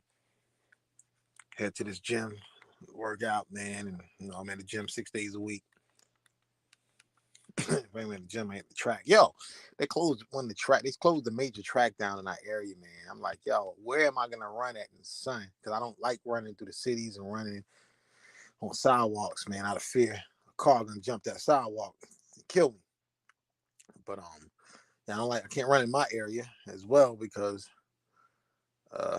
my area, it's a whole lot of traffic, so it's just a problem.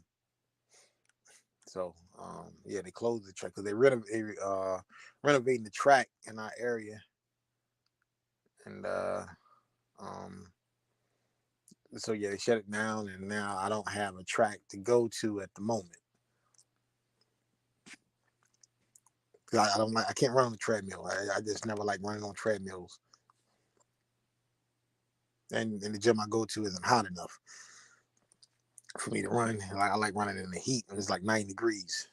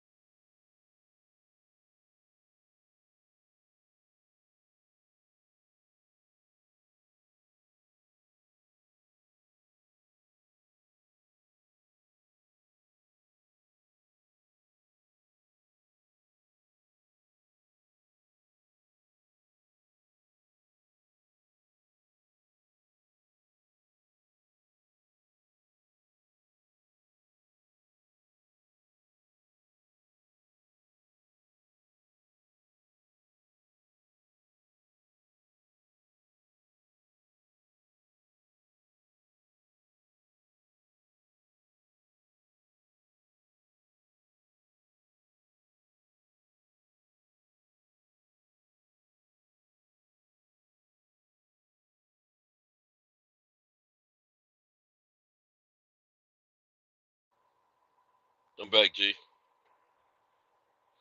What's going on, man? How you be? What's up? Yeah, man. I heard you talking about that BET Awards. I didn't see it. Yeah, I didn't see it. I don't look at it. I heard Bubba Dub, the comedian, said it was trash. He said Well, the worst one I ever seen. you don't like that, but I don't like that, man. But yeah, Bubba Dub, man.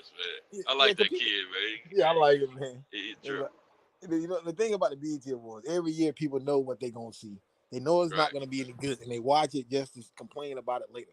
I'm like, dude, you know this award show's not gonna be all that every year. You know that. I mean, it's first of all, it's not for they do throw us a bone. The older people, they throw us a bone. They'll when they honor a legend and they have some legendary performances, but basically, it's not for us. Right. It's for the kids. Yeah, We grown up already. yeah, we grown. We don't listen to this type of music. These kids listen to. So yeah, we can't. Right. We Can't doing relate to that. it.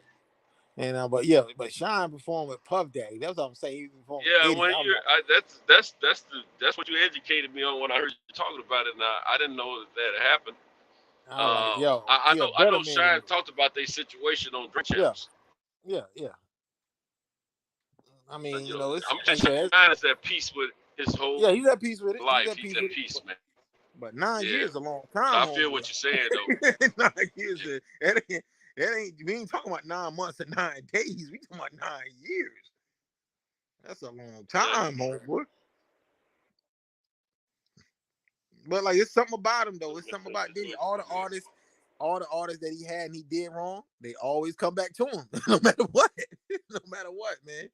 They always come back. So I don't know if his charisma or what, but it's something The about him, money man. at the time. Yeah, he keeps drawing the people back. They keep coming back. So I can't blame him. I can't blame them. I mean, they know. I mean, I guess like I said, they found peace. So it's it is what it is. Yeah. I heard you talking about running on the track when. Yeah, man, they shut the major track down in our area, man. They it's a middle school track, but they renovating it. They because I went there, I was just there the other day. So I went there yesterday morning. So I get there at like 5:55. And man, I see all these bulldozers. I see the track. I'm like, what's going on? I'm like, that's all the yellow tape on. Yeah, I'm like, dude, what am I gonna do Tell you this something, summer? man. When you got that, see, you're a true gym rat. You're a true gym rat, and that's good, man. When that actual home for extra,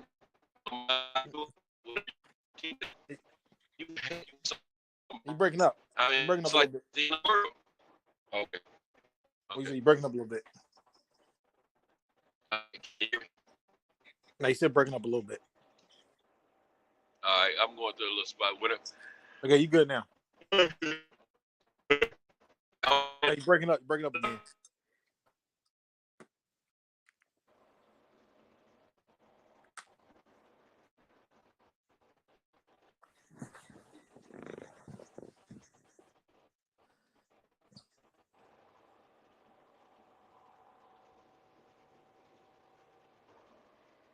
All right, you should be good now. I think I hit the air. She going straight. How does it sound? It's straight now. Yeah, he's straight. Okay. All right. Yeah. The last thing, a person who's true to working out, who has that hunger for working out, the last thing they want is for something to change to throw them out of sync, off course. Yeah. It's almost like the end of the world, man. Yeah, man, it is, man. Because it's you got your heart and soul into this, and you know what you got to do. You ready to do it. You know, so you show up just to be disappointed. When I was really in the gym, man, I used to, something messed me up out of my routine, man. It used to piss me off because it takes me a minute to get mentally back on track. It does, man. It happened at my gym too, at the main gym when they shut the sauna down during the pandemic because they had opened back up. So because I always work out and I go sit in the sauna for 30 minutes after I work out. But when they shut the sauna down, I'm like, man, that hurt me right there because the gym. First of all, the gym is cold. I hate a cold gym. I don't see the purpose of it. You know what I'm saying? You go walking that gym, the AC pumping, you can't even break a sweat. I like a hot, musty gym. That's what I'm into. But you know, it's fitness connection. They trying to be all professional. So you walk up in this gym, it's freezing. You gotta wear 3 layers. You gotta wear 3 layers of clothing with a hoodie just to break a sweat. I don't like that. Yeah, I used to be the same way.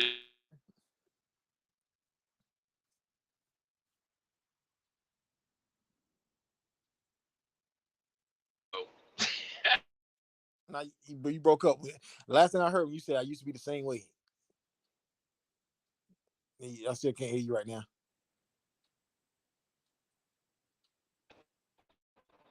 Let me know.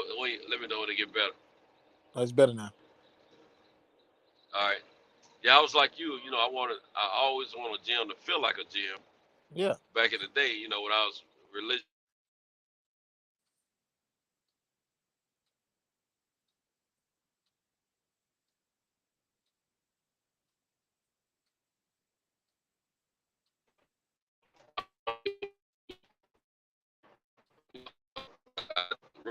Works good for me now.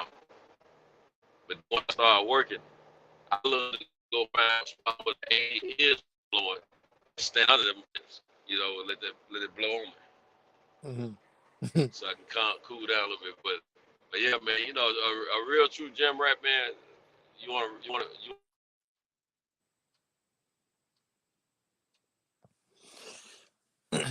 Yeah, no, yeah.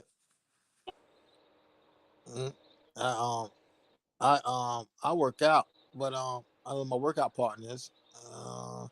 I her when we bring other people, I tell them like, okay, I'm gonna work out before you get there. Hour before you get there, I'm gonna work out. I normally do 10 miles on the bike. One day I did 14. I reached my peak. I'm not gonna do that again before we work out, but I did.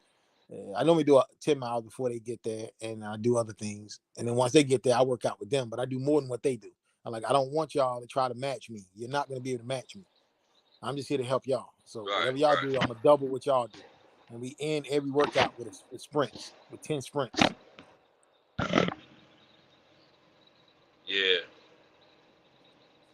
And I'm not you know what killing used to kill? them. You know what used to kill me, man, back in the day when I was single? I stayed in the gym, right? And I ain't no big dude. I always been a slim frame guy, you know, but I was able to shape up. From the waist up, I could shape up decently. From the waist down, my legs and my glutes, none of that stuff would grow. They would get strong, but they never would grow. But man, let me tell you, man, it's always female back in the day when I was single. I always want to go to the gym with me. You know what I'm saying? And they want to go in there and do all that girly stuff, you know, I call it. Yeah. And I can't work out like this. So I would always show them how to use this equipment, that equipment. Then I go do my thing. Or like you, I would do what they do, but then I go back and work out for myself as well afterwards or before. Man, this dude on this motorcycle, he riding around, weaving in and out of his lane, man. I don't know if he's drunk or what the deal is. But I hope he knows that a truck gonna beat a motorcycle 10 times out of 10. Right. And you know what? I don't know if it's a motorcycle. Yeah, I hope he knows. I don't want him to get hit, man, because it's gonna be bad.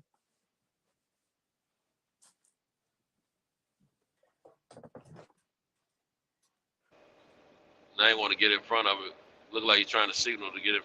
He did. I don't know what he doing, man. Oh man. All right, Santos, I'm about to get in the shower, man, before I hit the gym, man. I open my pores up. All right. Yeah, but I hit y'all up tomorrow, man. I thought Detroit was coming back, man. Did he get knocked off or did he just depart? I probably got knocked off, man. Because I was talking, he just got knocked off or something. Yeah, he's not backstage. At least he didn't put this in, but. Yeah, I'll hit y'all up tomorrow, man. Good talking to you tonight. Okay, bro. All right, man. All right. Yeah, Taylor Bell, I see what you were talking about, manage your own money. Yeah, my man, All Purpose was talking about that. I agree. Manage your own money. Oh man, I have a CPA that I deal with, but I'm hands on. I stay on top of my funds, you know. Chef Draybog boosting out beating Spence. So I got all that conversation was a while ago, I guess. But anyway, I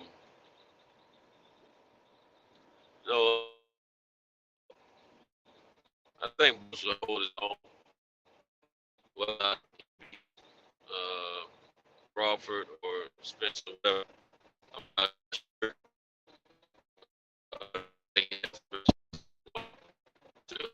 That, of course, welterweight competitors.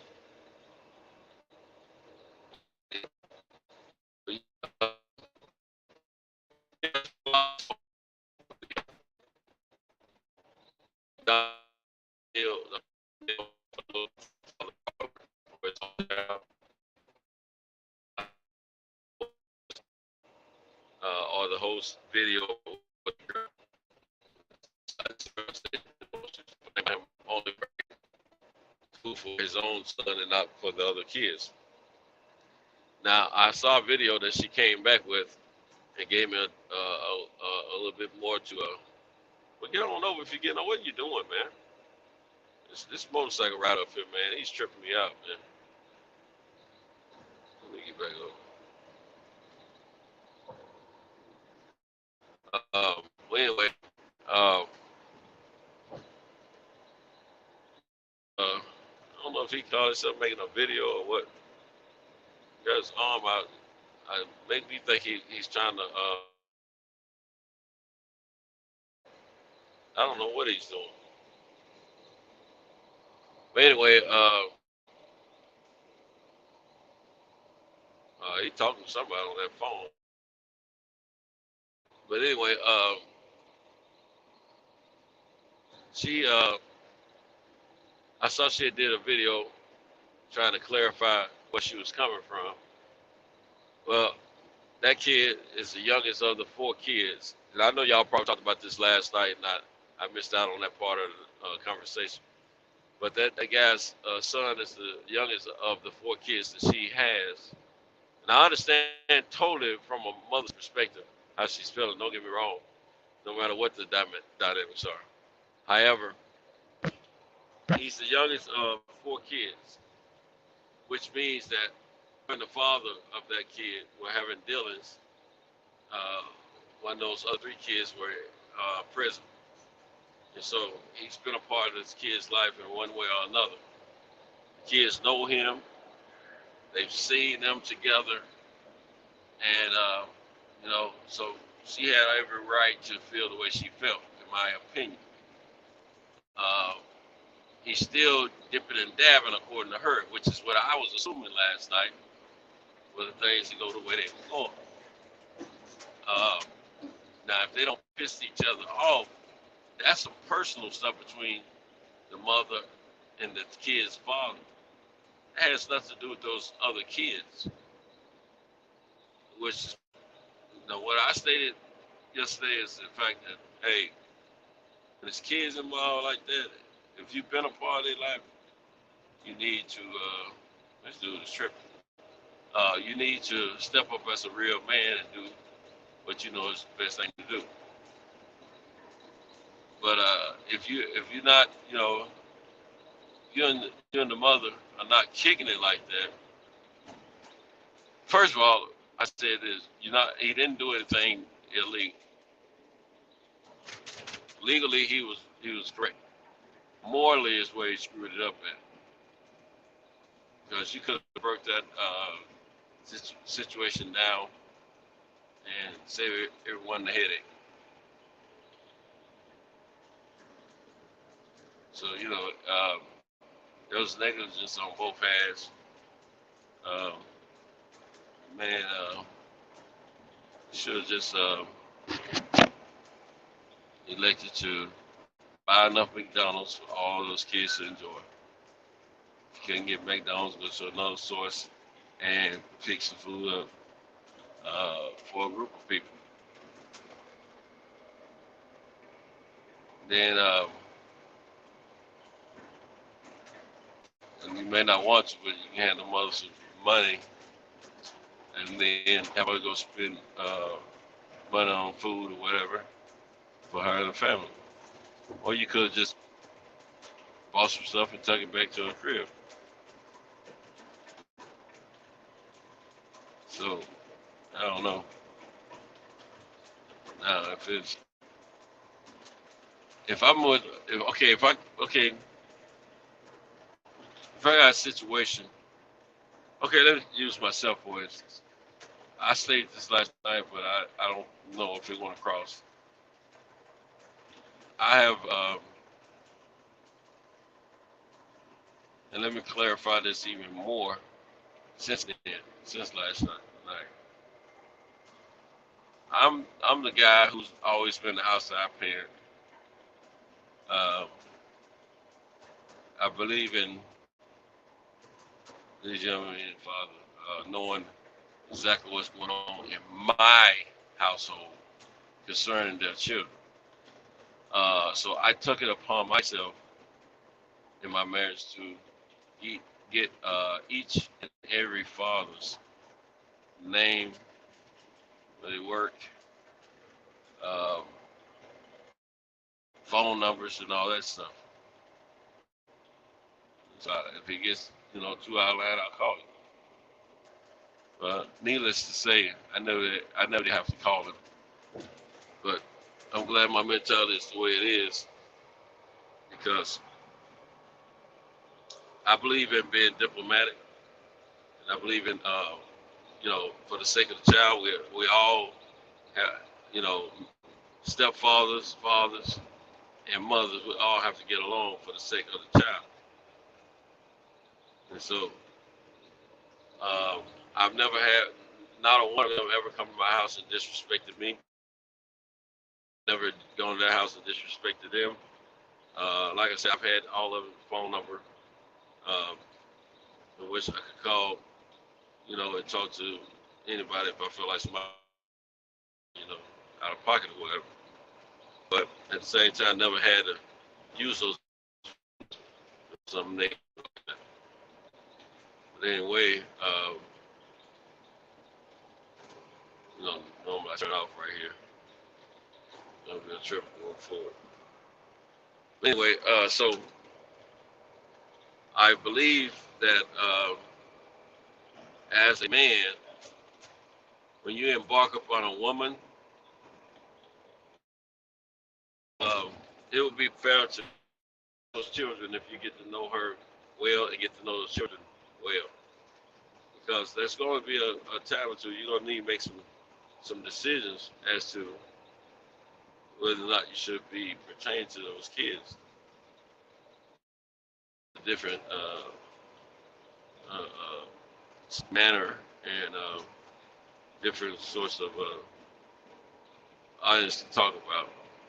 I think it's better served that we, talking about it from a sense of, let's see, what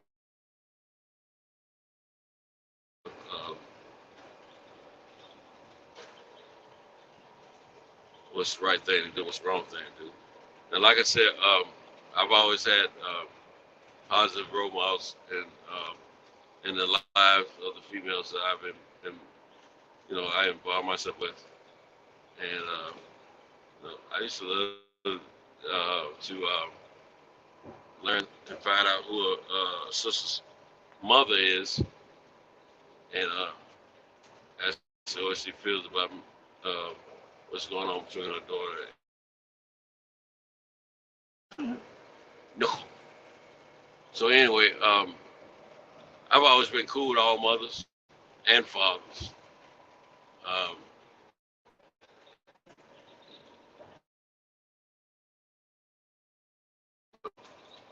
I believe that you should be diplomatic and have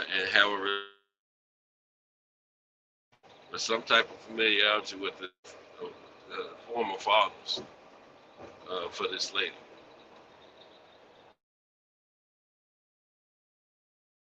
Has a few kids, you are the cash cow at that point. I mean, you are the reason you guys are able to take care of each other.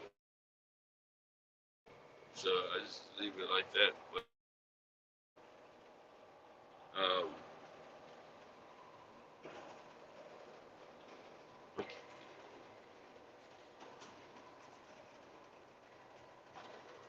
go on here.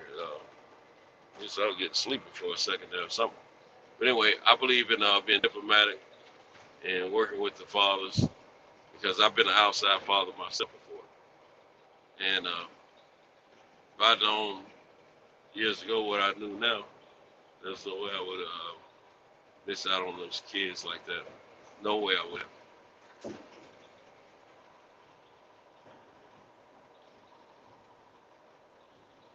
Yeah, but I understood what the young lady was talking about, and I understand what the brother was coming from. So he take care of his own. But truth of the matter is, man, I don't know how long y'all was together, but however long y'all was together, you penetrating that girl on a regular basis. So you should, I'm gonna tell you something. In the relationships, a lot of stuff gets determined by the future.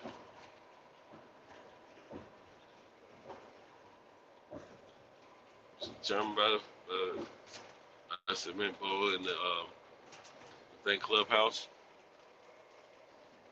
Has nothing to do with what I was talking about. Sorry about that. But the young lady, she gave her testimony online, but she was addressing everyone. And funny thing happened. I didn't take this until 12 noon. But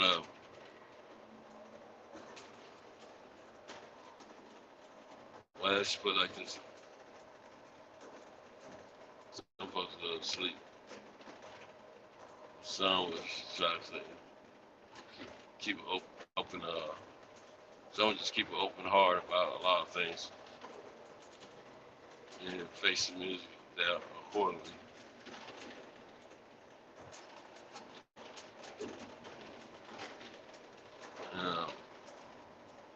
So she's going to put it on over what? She's going to whoop him. Thing is, if you still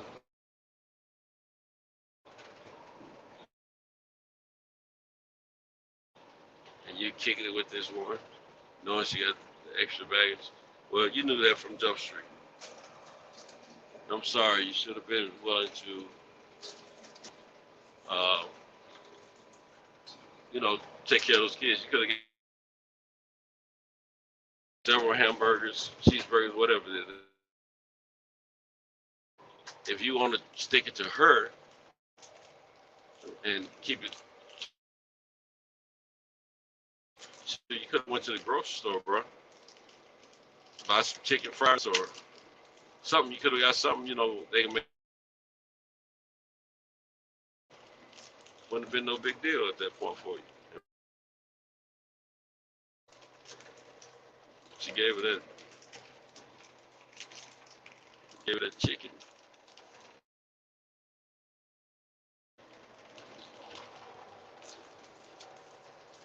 Great, she didn't like that, bro. Be a little bit. Now I'm saying all that because you've been putting your hand in her cookie jar recently, according to her. Now, if you're putting your hand in her cookie jar, you can't come over there like that, bro.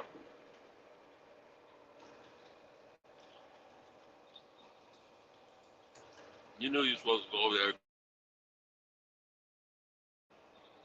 Just give me the buck. Spoke correctly. I was supposed to be pissed off. If you hadn't met her, y'all had been courting several years. You know, stop by her place to see him, and you can't take him with you one-on-one time or whatever it may be. She wants to be present all the time before you get time, for him or whatever the other situation. You could have made him single now. I don't know. So my thing is, and you got your hands in the cookie jar. Yeah, you're supposed to come over there with some meals. Plural. Meals, plural. Not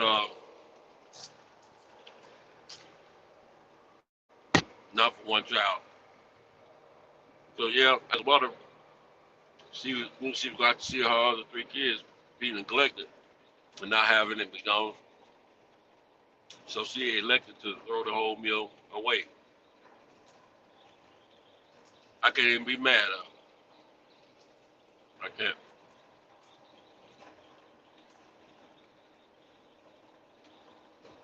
No, brothers,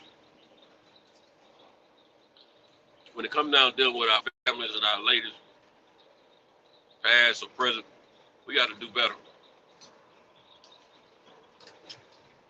We got to do better, and we can do better.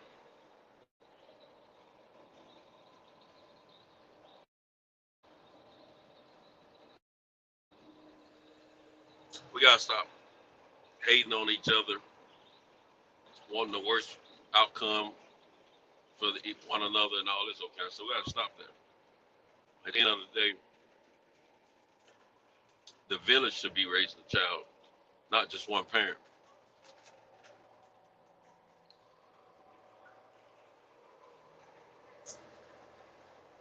And the more we understand that, the better off we'll be as a people. You know, 4 kids, $10, $15.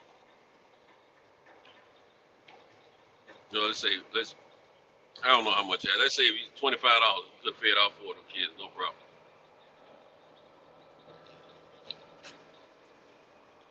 Now, if you want to get back at Rob, she telling you she needs some food, you want to get back at her, go to the store, buy some stuff for all of them, but something that she'll have to cook in order to feed them all.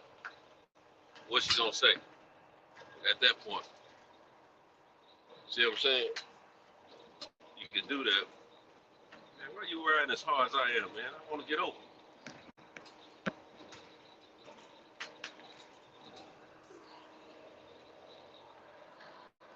We got a boat behind us, bro. Make me roll harder. Possibly have to get this ticket. I ain't trying to do that. So yeah, I got a little sleeping back there for a minute, y'all. I'm waking up, getting re-fired up. Yeah, we got to do better than what we've been doing. We got to make our funk the P-funk. And we need that funk uncut. The bomb. P-funk. That's what we need.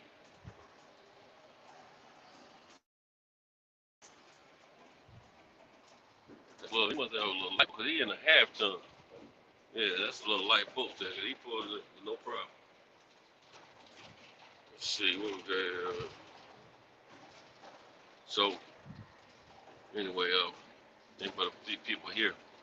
Looks like. But yeah, I got to find me a date for tomorrow night. It's several candidates. I just don't, certain people I just don't want to be bothered with, man. You know what I'm saying? That's why I keep telling everybody, I got to find me a whole new flock of females to entertain.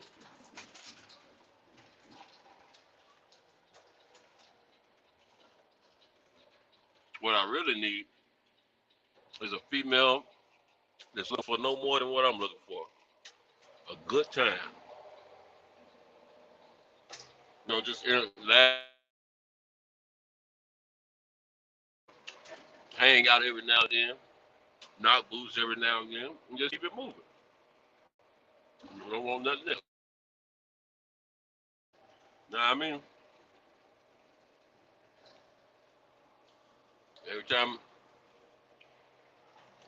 somebody want to try to attach themselves to me, it seems like they want the marriage syndrome. They want to be glued up. Man, bump that. Shut that soft stuff up. Shut that soft stuff up. Ain't got time for that.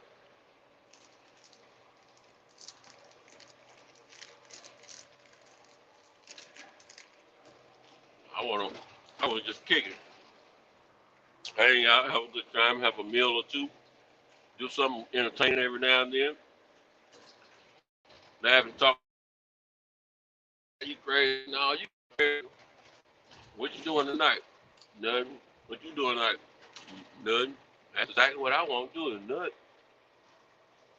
Oh, you want to kick boots? You want to knock boots? Yeah. That's what I'm trying to see. As long as you ain't got nothing else going on, you sitting with anybody else. You got someone? No.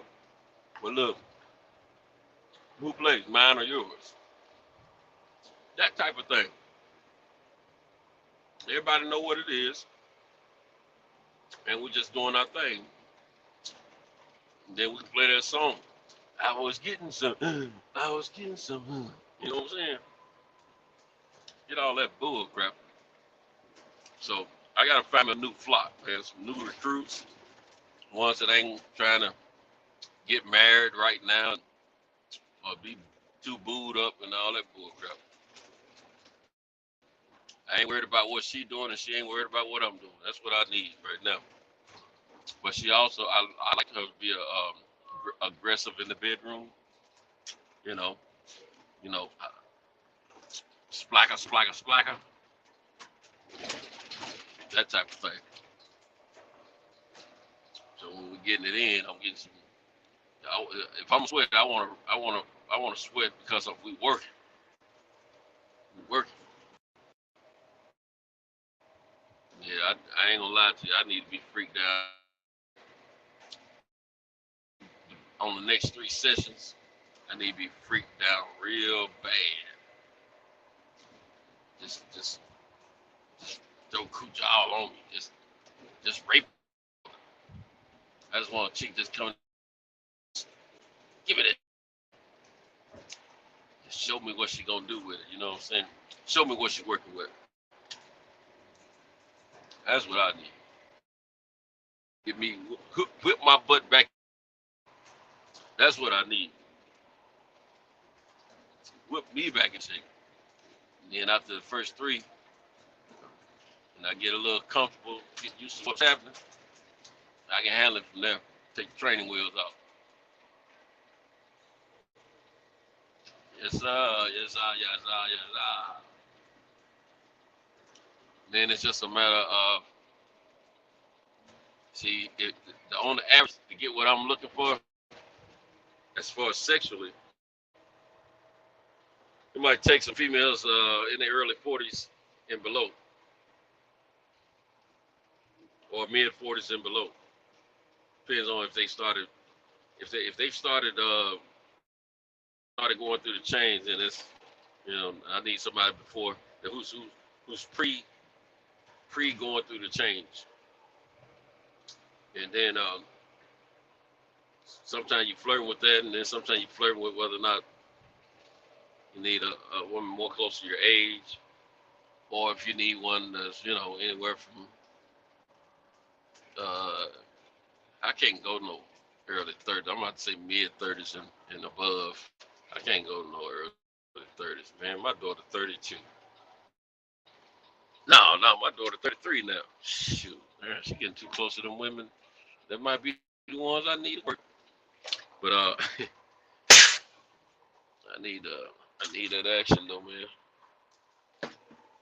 But I gotta get myself in that gym, get my energy levels back up to stuff. That's for sure. I gotta open this gate, do this delivery. It is what it is. Then roll on to the next one. I'm currently in Huntsville, Alabama.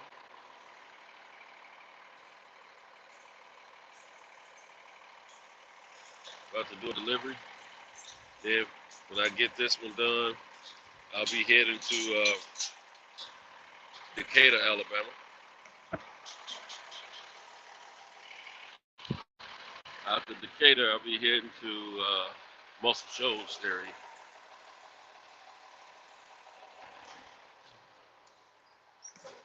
After the Muscle Shoals in Florence area, I'll leave those areas. I'll be heading back to Tennessee. I have a stop in Lawrenceburg, and then everything else is in Columbia, Tennessee. Got a short night. I just got a late start, but I had a truck full.